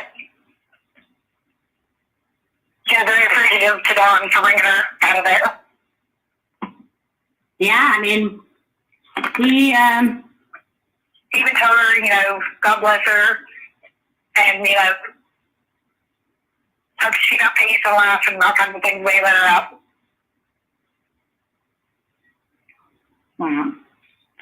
I gave her, I think she said $50 for you she got out of the car. He gave her $50. Yeah. I mean, she was pretty beat up, and she was trying to cover her face up whenever he mentioned the septic system. He said, somebody needs to, you know, just kill him and put him in the sewer system and septic tank and be done with it for doing you like that. Did he offer to do it for her? No, she said that they needed to do it. One of the girls needed to do it. She said, oh, I can't do that. I go to prison. And he said, well, no face, no case. And she said, do what? She said, if they don't have a face or body, they don't have a case. And she said she just kind of smiled and, you know, kind of laughed it off and just, Right. you know, because he was weird. She said he had like 4 or 5 different personalities. He would go from that type of person to talking about the Bible. I said, oh, no, that sounds all right. What? Wait, he said. Sorry, my daughter was talking to me. What he said something about. What about the No Bible? face, no case. And then about the what about the Bible? Just He can like go from that type of personality to preaching about the Bible, talking about the Bible and, you know, religion and stuff. And after her, she knows Jesus Christ and, yeah. Yeah. All smoking crack. right. Did he mention She was very bizarre. She said, yeah, like, so many personalities that she wasn't comfortable with him, and she wasn't terrified of him either. But she was trying to appease him, you know. She didn't want to upset him. right? Just kind of went away with whatever he said, you know. Huh? Did you ever see him upset? Yeah, when he couldn't, you know, perform, he would get upset. But like, I wonder, like, what would he do? I mean, He would just get frustrated and, you know, you're not doing it right, or blah, blah, blah. This always happens, and she would just try to assure him and calm him down, and, you know, appease him. She just didn't want him to turn around. She didn't want to go back to where she was at. yeah. So she said, no phones, no nothing. She ran no other way out of there. Did he mention anything about the resurrection? Do you know? She said he talked about all kinds of parts of the Bible. Yeah. I mean, yeah, all of us fucking crack. And did he say he was always talking about the Bible, or No, just he would go from one personality to another. no? I mean, like She said he all was like 400 people in one. all the instances that he had or she had seen him. Did he always, like, every time talk about the Bible? Yeah, he would always have some personality switch. Okay. Like he would go from, Because you know, prison gangster to Fred Hill and his wife said that he didn't used to talk about about religion before Summer went missing. But I guess, you know, Summer went missing in June, and if she saw him, I wonder how soon after Summer went missing that he was up there in freaking Knoxville, or just. He was there every 3 to 2 weeks. He would show up there for at least a month. And I would just give him a drug and He would take him out? Yeah, he always had a big mouth, but he was always in debt too. When he left, he was $3,000 in debt. That's crazy. crazy. You know what? He told me a story about how he went to Knoxville. And yeah, he told me a lot about Knoxville. Like, as far as, I was just playing it on my channel today. How, a little part of Knoxville. I've been at the lake with the kiddos all day, so I haven't Yeah, he was. had a chance to bring it up. He was mentioning, it was a phone call. It was when he mentioned how he had the TBI followed him around. He knew that they were following him around, so he purposely, or that they accused him of trading. Like when she was in a pump girl in there, she was thinking about how much she was taking out, and then, Mm-hmm. and she said, she always used to say that he was, doing it himself. He was just what? Get a large amount. He was. All front, and then come back and pay it later. So, she was the same. Did he? She was a big dealer, here. Did he sell it, or did he just do it? I don't know. She said that, he would always take a large amount, so she was assuming he was a dealer. But she did know that he had to go through prison. Right. I didn't. So they were always talking about prison. Yeah, because I didn't think though he'd been in prison since like Texas, and I mean a long time ago. I mean, unless if he met that dude like a long, long time ago. I don't even know the dude's real name. It doesn't involve what they call him. Wow. So she said, let me call you back. My phone will be in right now. I don't know what he means. Okay, yeah. Send those pictures to her too. So it's like weird how much like Knoxville has. Okay, so I never heard from the girl ever again except through text. And then it was like I tried to call her again or tried to get a hold of her again, and then she acted like she didn't know who I was. Which I don't blame her, because I'm sure it is scary dealing with this stuff. So soon after, I'm just telling the truth. It's nothing against you, Andy. Same thing with Fred. I feel like he doesn't even talk bad about you. He's just saying, like, what is he supposed to do? You're taking it as a personal attack that he says that you were on the road the 15th. That's just his recollection. How is that a personal attack?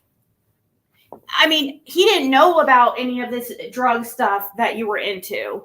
He didn't know anything about it. I mean, you say you didn't, aren't. It's okay, but so alleged that you're allegedly into. He's told me he didn't know about that stuff. He thought you just dealt with weed. But I'm sure you're gonna say, oh yeah, that's true. But you're just picking and choosing. Like, he's not talking shit about you. He never did. He just truly believes he saw you on the 15th. He truly believes law enforcement knows you were on the road on the 15th and at Fields Road on the 15th. You're on camera at both locations and at Zoomers at 5:30 p.m. Are you saying all that stuff's not true? Every single one of those is not true? Why would Fred make that up? Why would Fred make up that he's working with police? That doesn't, come on.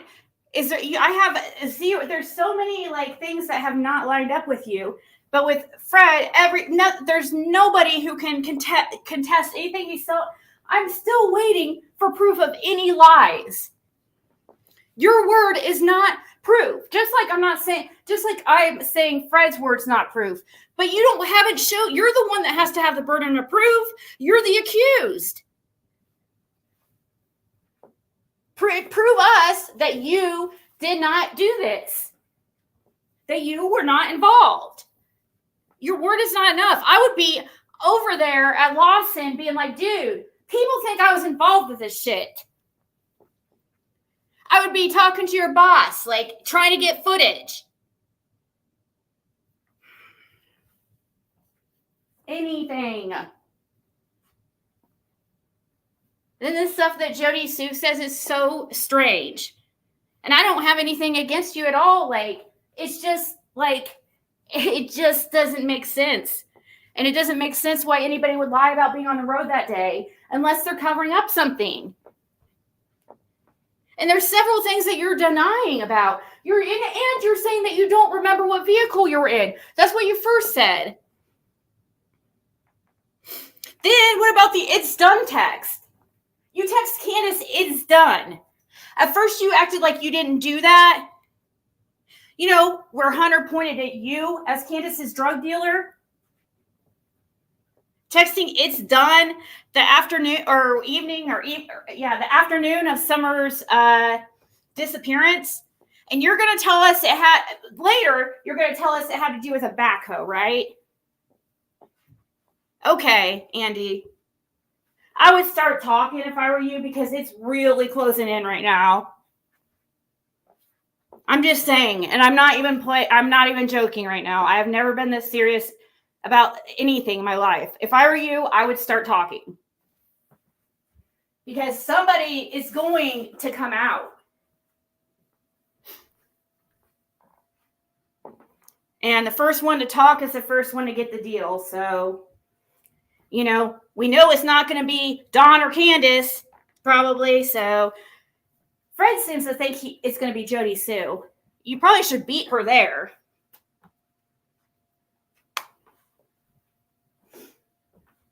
It's all my opinion.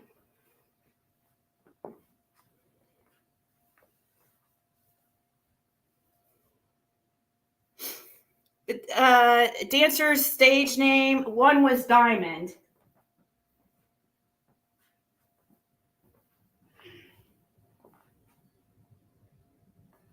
That's the only one I can remember from.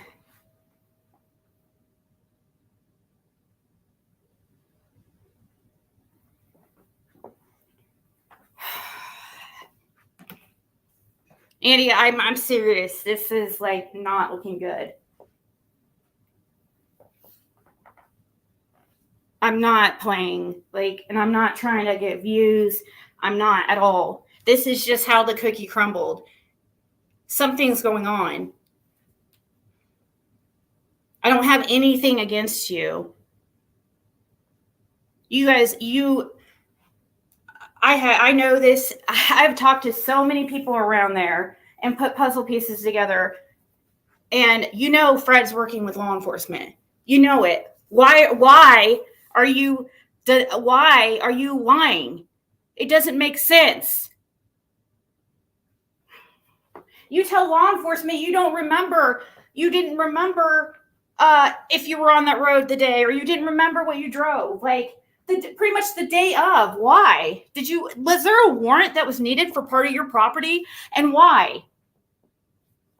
You go around saying, oh, there wasn't a warrant needed. Do you mean just the property? What about in the house? Are you saying that there was no warrant needed for any of your property at any time?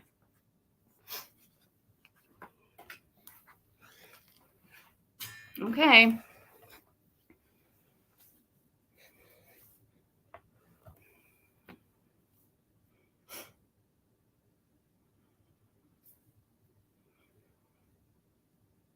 Aw, thank you so much. I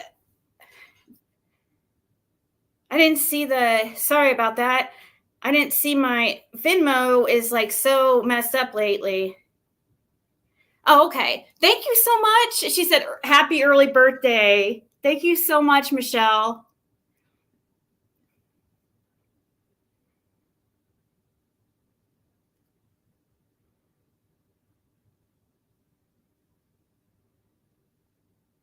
Yeah, Jody Sue did used to work at the Mouse's Ear too. There's a lot of connections. Andy, it's really starting to freak me out. Seriously, this is not a game, to me at all. This is really fucking creepy. Do you think I wouldn't be like you and just go out there and sit there and go along with blatant lies about somebody just because, Fred never said anything about you being a pedophile. He's actually said he doesn't know, Just because you're on that road doesn't mean you were involved. That's what he says to me all the time. But the thing is, like, why are you lying about it?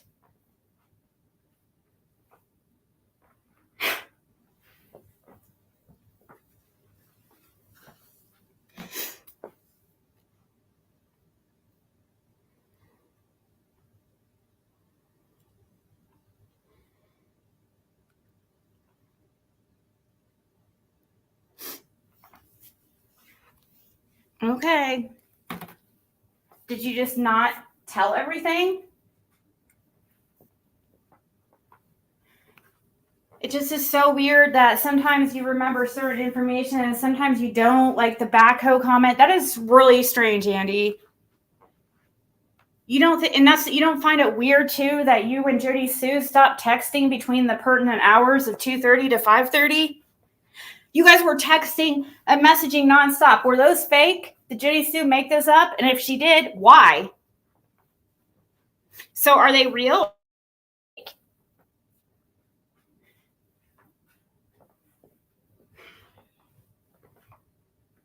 If they're real, why did you guys stop messaging between 2:30 and 5:30?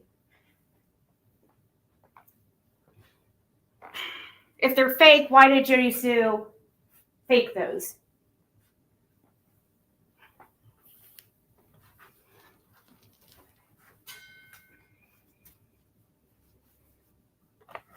So you never said anything about a backhoe, about the "it's done" comment. Now, so you're saying you didn't say so? Okay, so what's the "it's done" comment? You didn't say anything about a backhoe, so that's wrong. Because that's just what I've.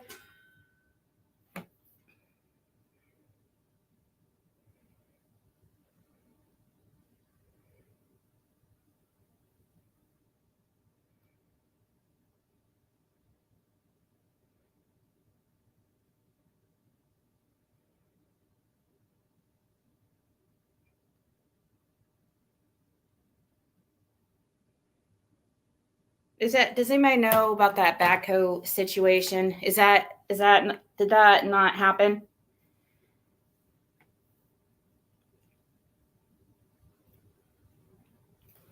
You text me in chat and texted Candace about heavy equipment, remember? Oh, that's right. It was in my chat that you said something. We'll get a screenshot and we'll refresh your memory. Maybe you were talking about something else and we'll clear it up, okay? I'm not right this second, but yeah, I remember now. That was in chat that you were talking about something about a backhoe.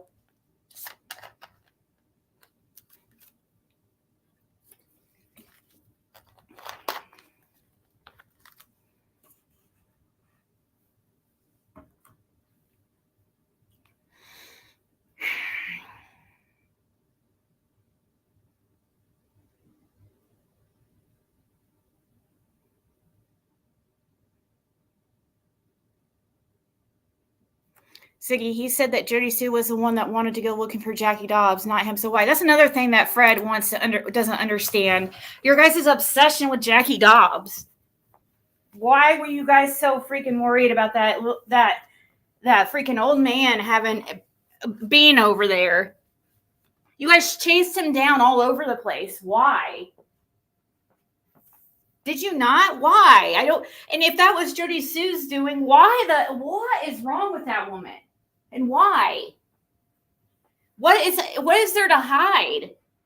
And why did Jody Sue say that he better check the suit or his test the ground or the water? What the hell does that mean? I know a lot of stuff miscommunication happens. I'm sure probably half this shit is probably not exactly the truth. I agree with you. But there's a lot of red flags. And when there's smoke, there's fire. There is so many inconsistencies. And the only person that there's not been inconsistencies is Fred. All you guys do is sit there and act like, and just sit there and talk shit about him. You don't freaking show anything. Zero proof. I don't have any phone calls like this about somebody saying this shit about Fred ever. Don't you think I would have get some proof by now in the last 2.5 years of Fred being this horrible person? Like anything?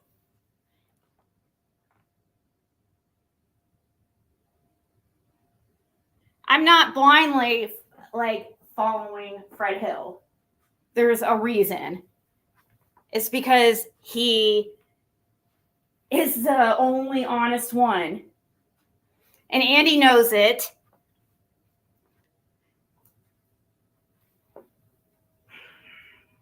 Andy, I in my opinion, though,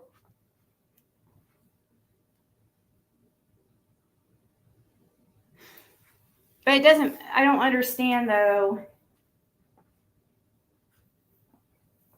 Jody Sue didn't even have any rights to that property. I don't know why she would even care. And how is it? It doesn't make sense, too. Like, you're with this woman, Jody. I mean, I trust and believe. I understand when I get away from her. That must have been hell. But it also is awfully weird that you guys just so happened to break up right after Summer's disappearance. And you guys have been together for how many years? Don't you think that's weird? That's another thing. Then your son goes off to the army, just like, I mean, I understand the age, it just how it fits. I get that. It's probably the best shot he has. But there's just so much weird shit that it adds up. You know, these little things, they just add up.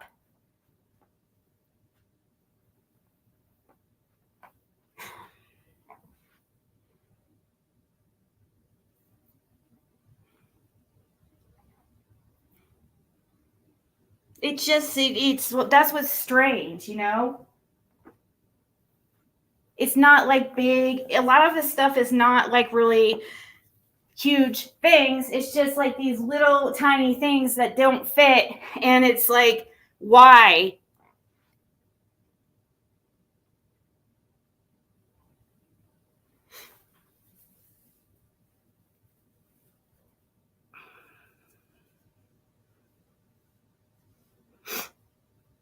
So now she's...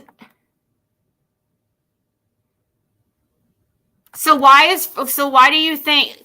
So you're saying, but you haven't shown any type of proof, Andy. You have shown, that's you saying that he's not believable. Just because you say he's not believable doesn't make it true. Just like what Fred says about you doesn't make it true.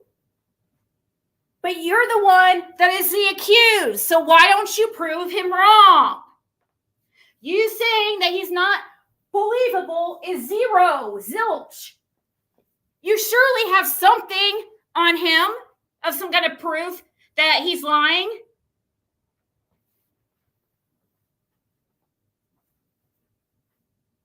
Why is Jody Sue seem so dead set on finding out where Fred Hill is?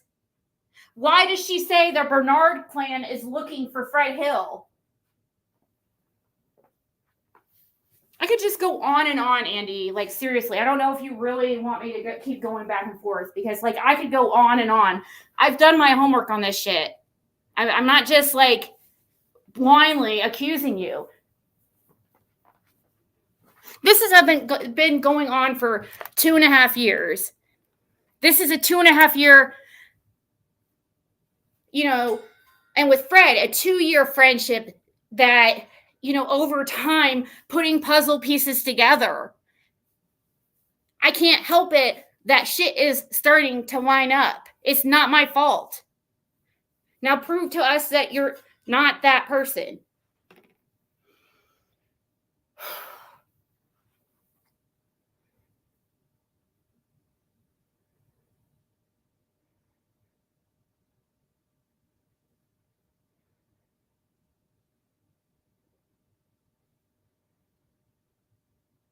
But it doesn't make sense, though, because if Jody Sue wants it to look a certain way, then why does she seem to defend you about certain things? It seems so like, it just seems so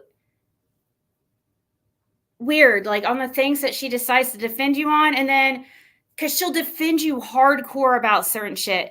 So, which I would understand if you would say it's just the back and forth. Like, why is it pick and choose? If she was truly just trying to make you look bad, why would she all of a sudden? I don't know. It doesn't make sense. Like, and you guys get divorced or separate right after Summer went missing. This marriage, like, when, this seems all weird. Is this a real, I'm sorry, but is that a real marriage even? How soon were you married after? And like, when did you, I don't understand that. You were with Jody Sue for how many years and you guys never married and you had 2 kids, but you just go after Summer gets missing, you guys separate and all of a sudden you married?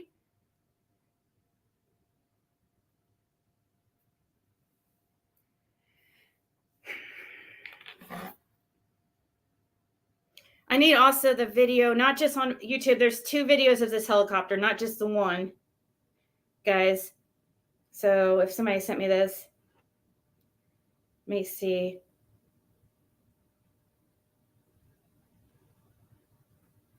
It's not going to work. I'll have to check it out later.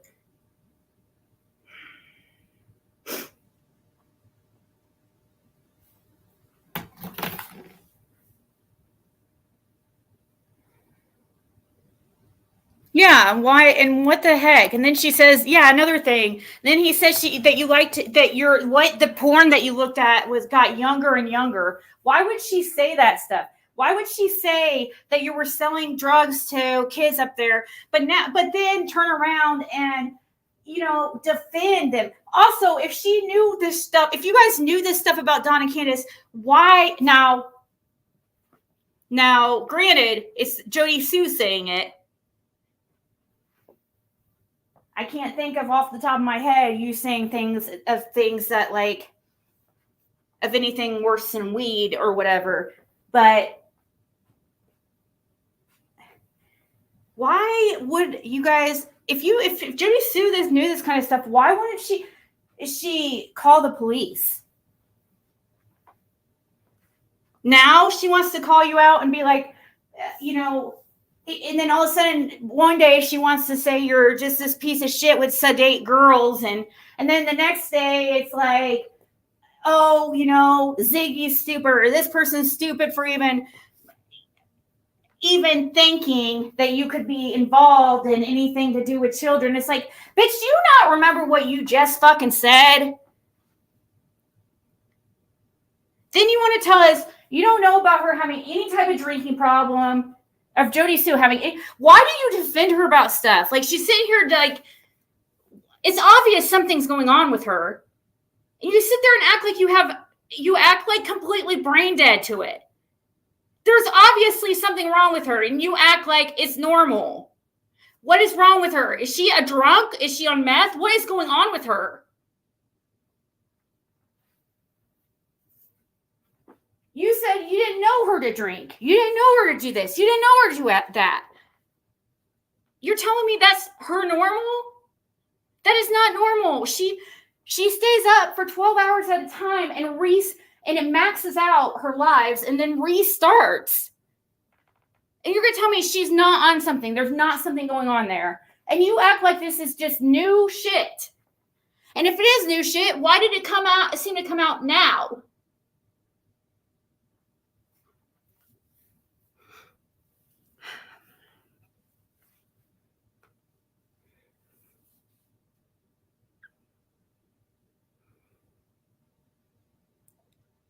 She didn't drink with you. Really? Did you not help Fred bring her in from a vehicle at one time because her ass was so fucking drunk? The same time that she now wants to say and try to accuse Fred of taking advantage of her all the fucking a sudden? You remember that night when she was at, what's that place, that bar out there everybody hangs out at? I know you know about which place I'm talking about, Andy.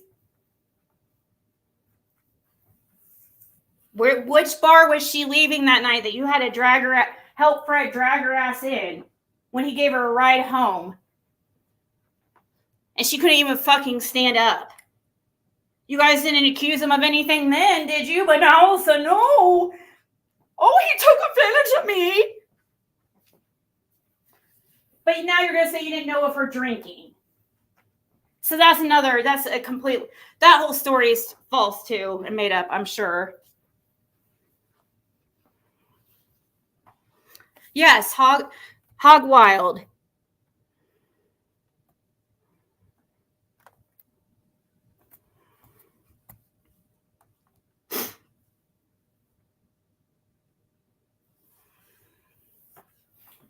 Nobody stays up for 12 hours or 24 hours at a time on alcohol. Like, I mean, you know, I have a history in that scene, right? I know how, like, these drugs affect you. I've done everything you can think of.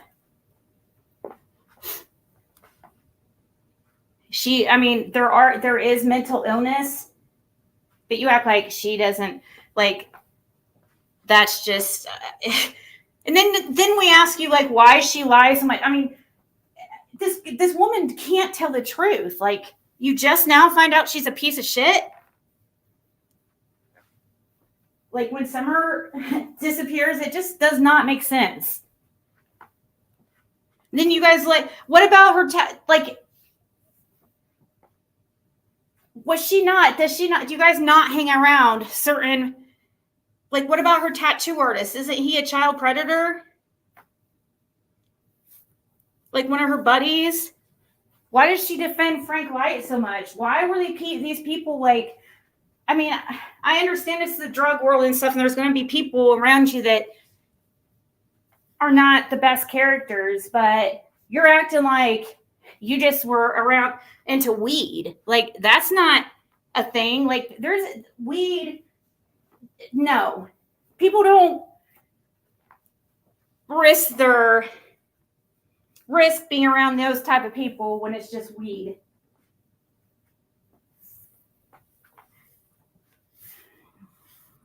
People are, and these are, it just seems like when these certain things are happening, oh, you know, Jerry Sush is coming up with these stories. Why? She defends you 1 second and completely throws you under the bus the next second. And then she gets mad when any of us address it. And then she defends you. And then, you know, and then some of the stuff that you have confirmed and acted like they're half-truths, or sometimes you deny them completely.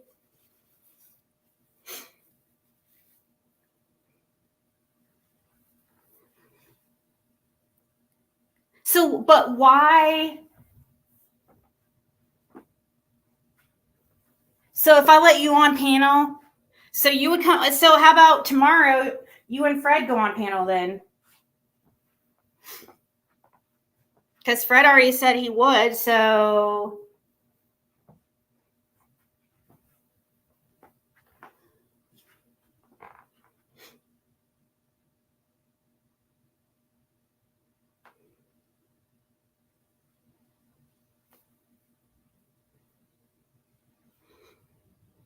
So can I go ahead and set that live up? You're going to be there? What time's good for you? I'll set it up. Fred won't yell at you. You know he doesn't raise his voice. He doesn't get angry like that. He's just telling what he believes to be the truth.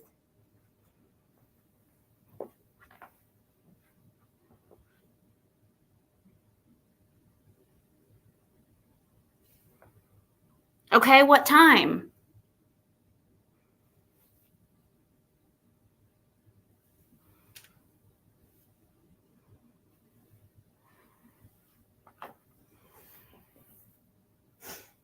I mean, I'd say Fred probably has a little bit more of a free schedule than you do, probably.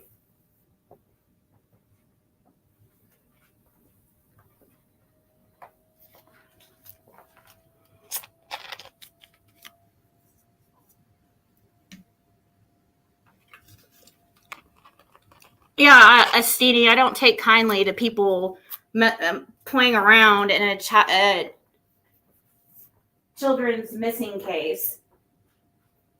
That's why I get heated.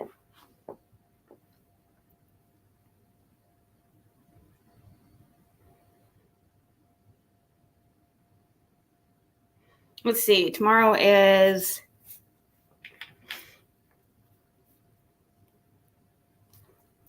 Friday, so it's Friday. Friday.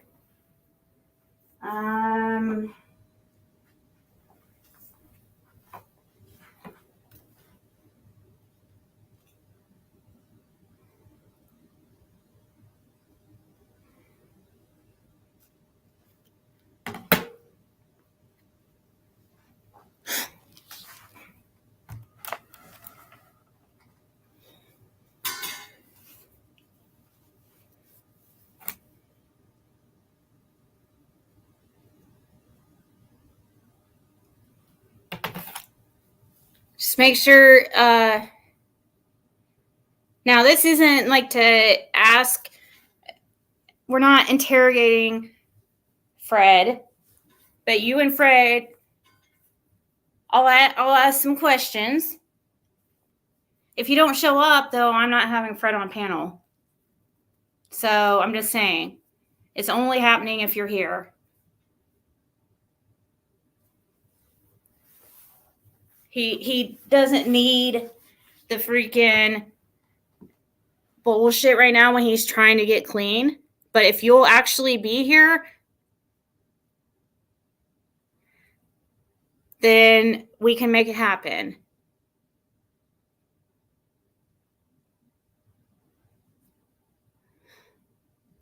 You might be late, but like what time?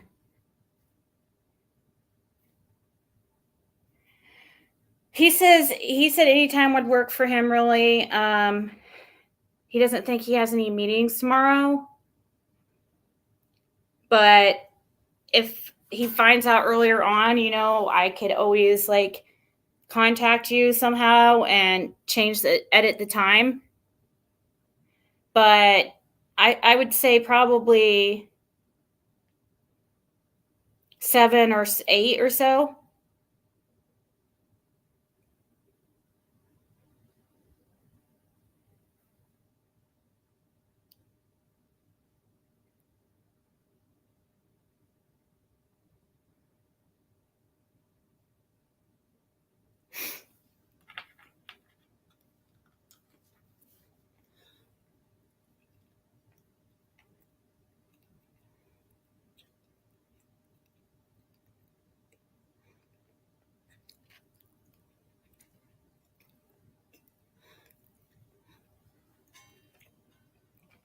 So 7 p.m. Eastern time, okay?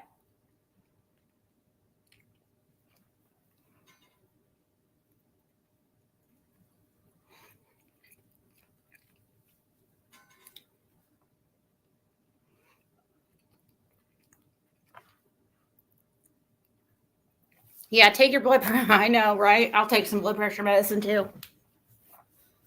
No, we're not going to get like that. Like,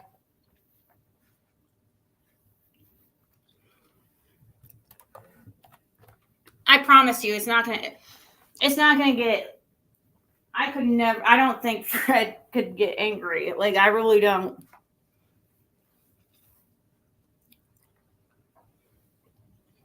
You just will be, I'll ask the questions and you guys both answer. You guys can talk calmly if it gets, I feel like if it happens, it's just going to be the same thing. You guys are both say certain things happen certain times and it's like going to be the same thing as now.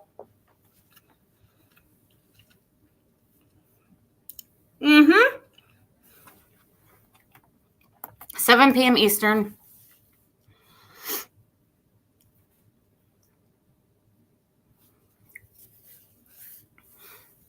But like I said,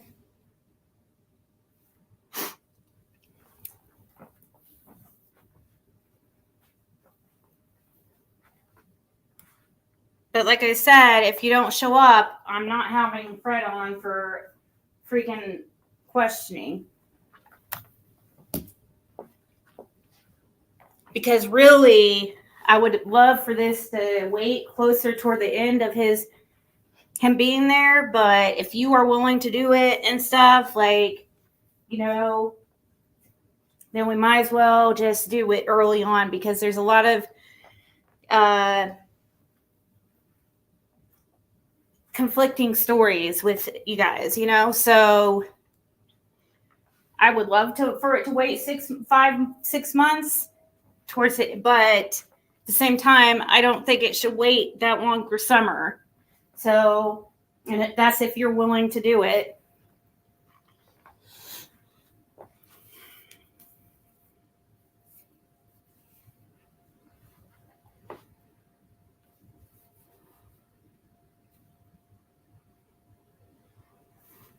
If I don't show up, then wait.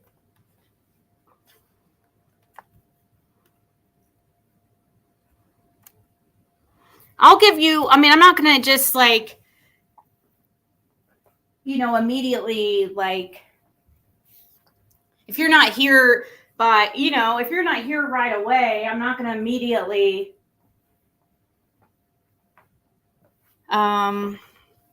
be like, oh, well, Annie didn't show up. I'll give it time. I'm just won't add Fred to the panel until you're here.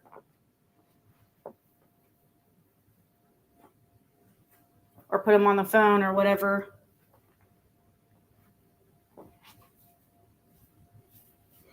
And, you know, and I'll just talk about other shit until you get here. I'll give you time, but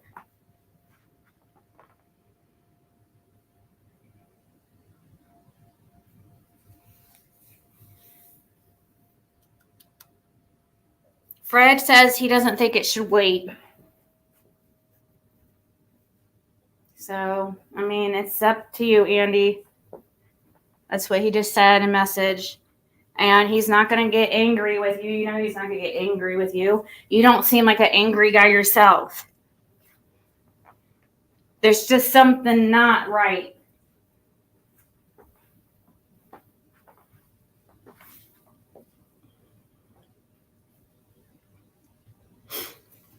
Okay, well, be here, and then I'll just put the link in the, for you to join. I'll just put the link in the chat, and I'll, you know, make sure it's you, verify it's you before adding you to the panel. You just have to show yourself to me only. I won't put you on, you don't have to be on camera. Because I doubt Fred will be on camera, because he'll probably be on phone call. My guess. It's just less, it's already going to be kind of high anxiety. I'm not trying to make it worse.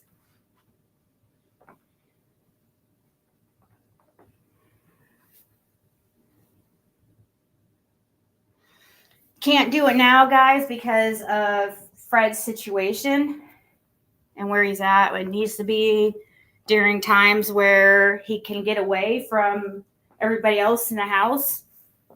And also, you know what I mean? He can't just like call right now and get in a debate and answer questions freely, because there's people trying to sleep at 1:30 in the morning. So I'm sure you guys understand. I wouldn't even ask him that right now, because it's just, that's ridiculous. He's like in a freaking halfway type house, rehab place. And there's only certain hours that they're allowed to be out of the house between certain times. And that's definitely not 1:30. 1:30 definitely does not count.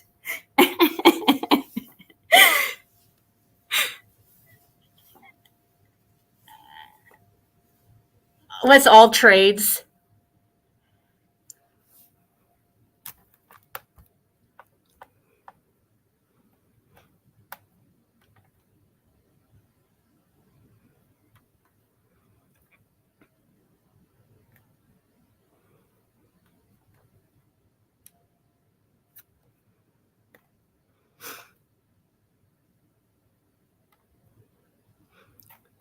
Yeah, well, it changes. Like the length that you're there, after, like, when you're first there, I think it's like, yeah, it's around like 9 or 10, and then it changes an hour. The latest that that people, now you can smoke, yes, but I don't know about, I mean, yeah, he could probably go outside and smoke, but wouldn't you guys rather just do it at a time that he could actually have, I think it'd be best to do it during people, so he can get away when people are not here and stuff. I really do.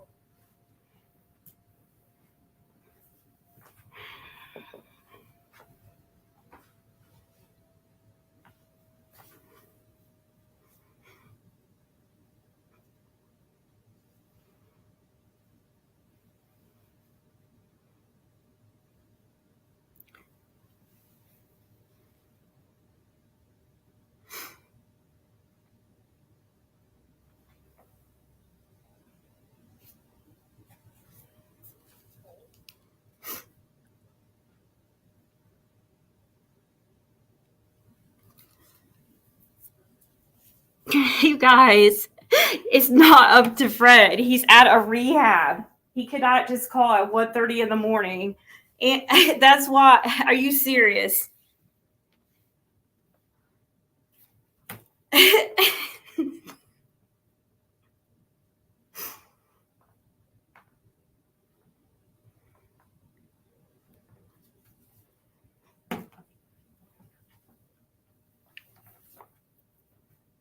He would have to talk quietly, and you know what I mean?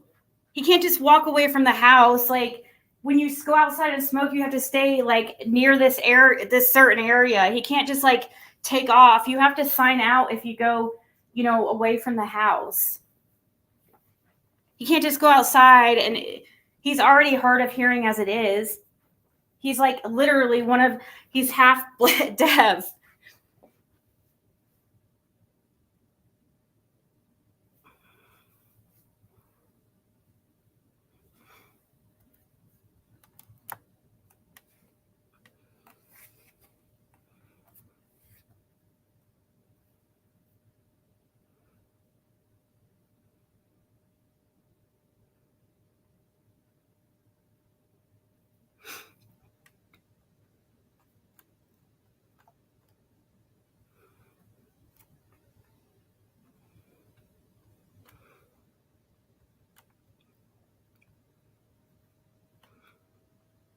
I mean, I hope that makes sense.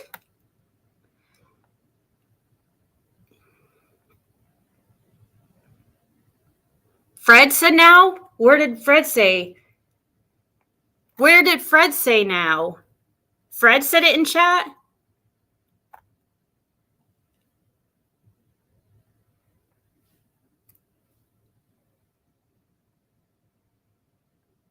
Did he say it in chat?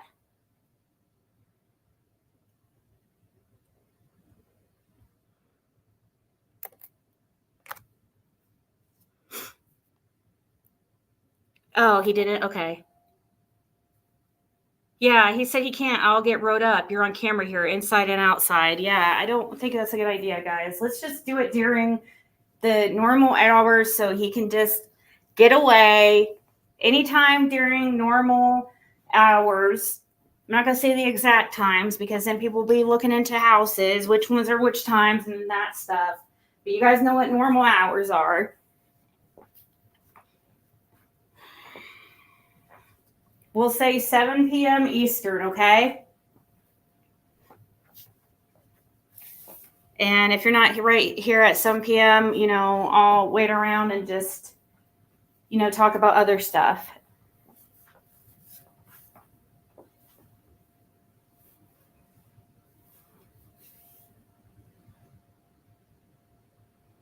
Yeah, just tomorrow, Andy. Okay, yeah, Fred said he's not in chat. So I see what you guys meant. You mean yesterday when I was live, I was saying for Andy to come now? Yeah, because Fred is kind of, well, in a way, in a way, Andy does, I'm sure Andy has obligations and stuff and more to schedule than Fred. But at the same time, if Fred doesn't, there is certain things that Fred has to go to, and sometimes they are last minute. But he says not see a problem with 7 p.m. tomorrow. And if for some reason it changes, it will still be tomorrow at some time. You know what I mean? But he doesn't see any problem with 7 p.m. I think that's going to be fine. But it is going to happen. I mean, Fred will be here.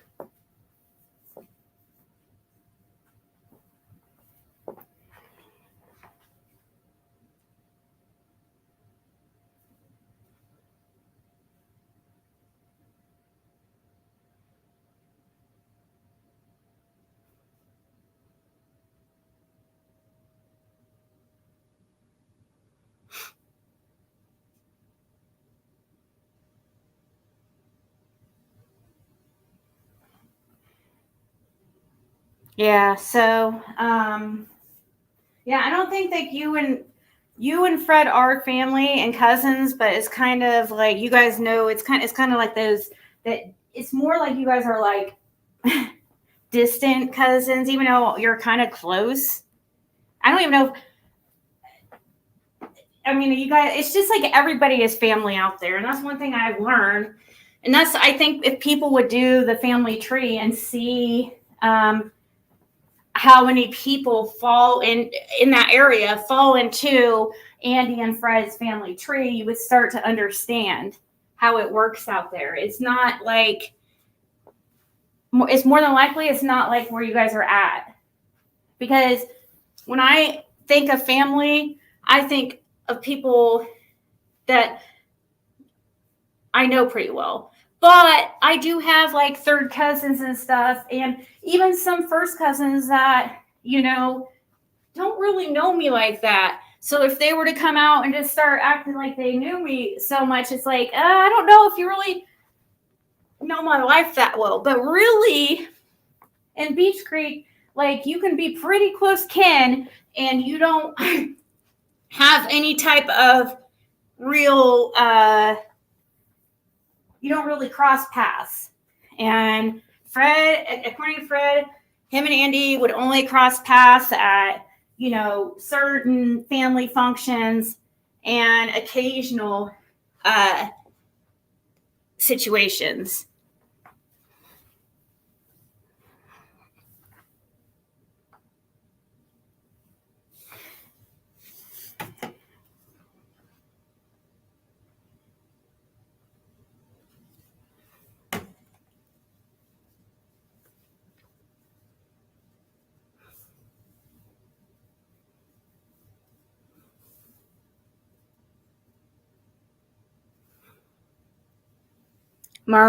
Mama Mills Mother's Day.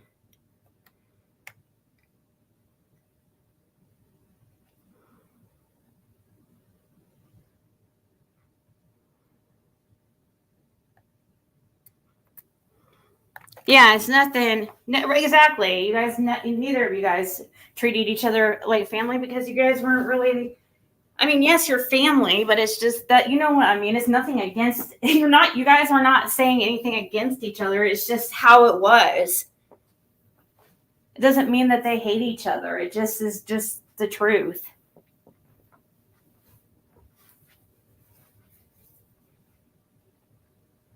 You know, and they did live on the same road, but you got to think too, a lot of people who live in that area are related, like just that small little area there. You know how many instances of people marrying their cousin has happened and not known that they married their cousin until it was too late out there in that area? I've heard of several instances of this happening in that area. And when doing family trees, I've seen several instances of that. Some of this stuff is kind of hidden. It even happened in Fred and Andy's family.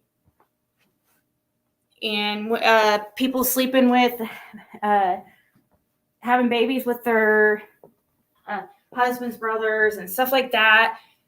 And also people having babies with their cousins. And having secret relationships. And a lot of times, that is why some babies would just end up in a different family and be raised in a whole different family and know certain people as their parents, but actually are not, and sometimes never find out that those people are not their real parents. In that area, it happens like all the time.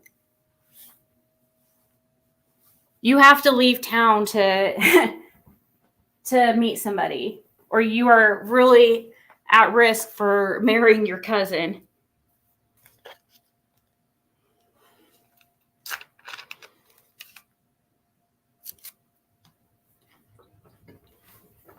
Seriously. Before you hook up with a girl at a bar, you have to look up the family tree. Seriously.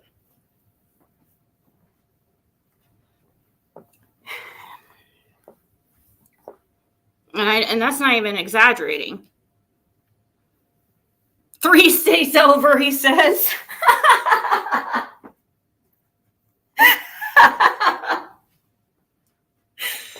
Oh my God. You need a three states at least.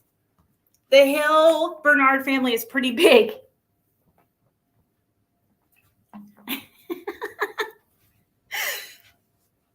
I mean, Fred's father had,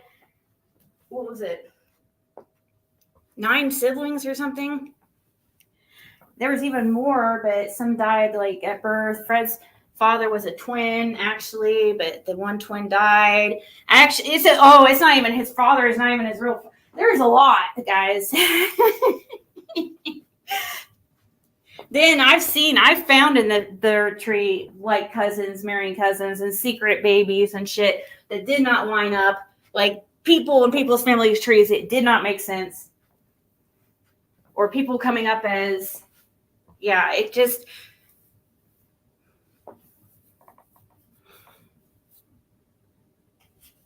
Yeah, I know there is Hill family in in Indiana. I know. Bloomington.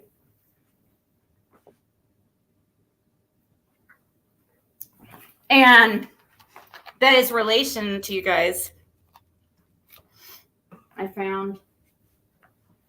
And I lived in Bloomington for 7 years. I knew one of my good friends was Hill, but I don't think he's of any relation. I couldn't find any connection.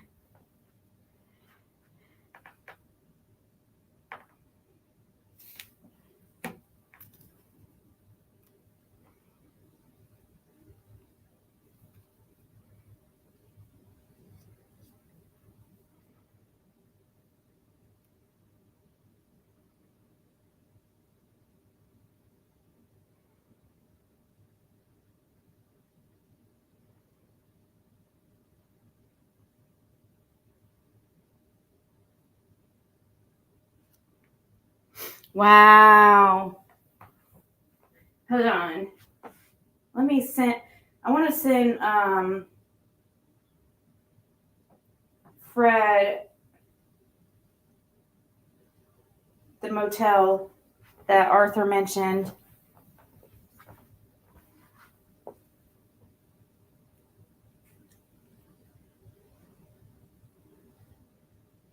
Right off of Alcoya Highway.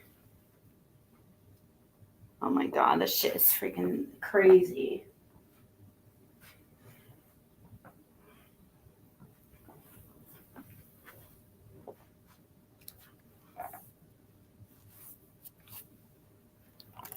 My mom were distant cousins.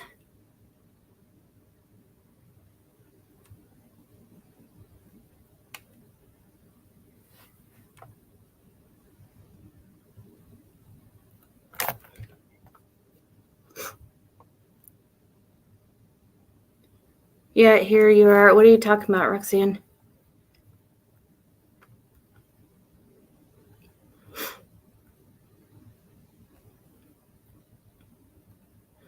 Asking what question? Can you please explain yourself? Are you talking to me?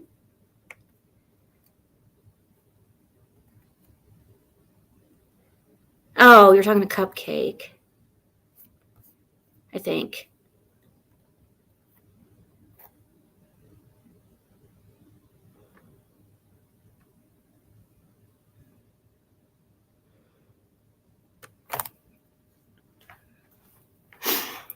Okay.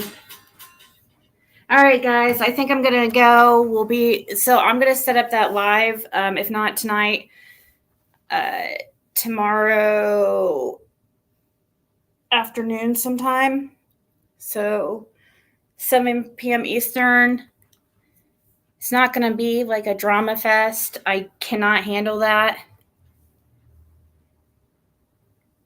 And at all. And I don't think Fred or Andy is going to be dramatic or be like that either. I just really don't. I think it will be fine.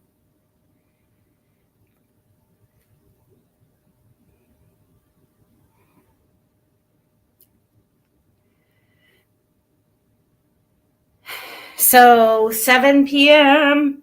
Eastern time, guys. Tonight, it's technically tonight because it's 1:43 a.m. And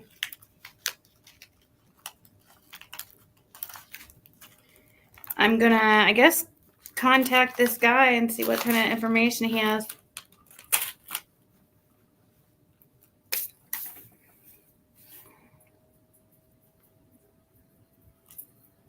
A cuzband.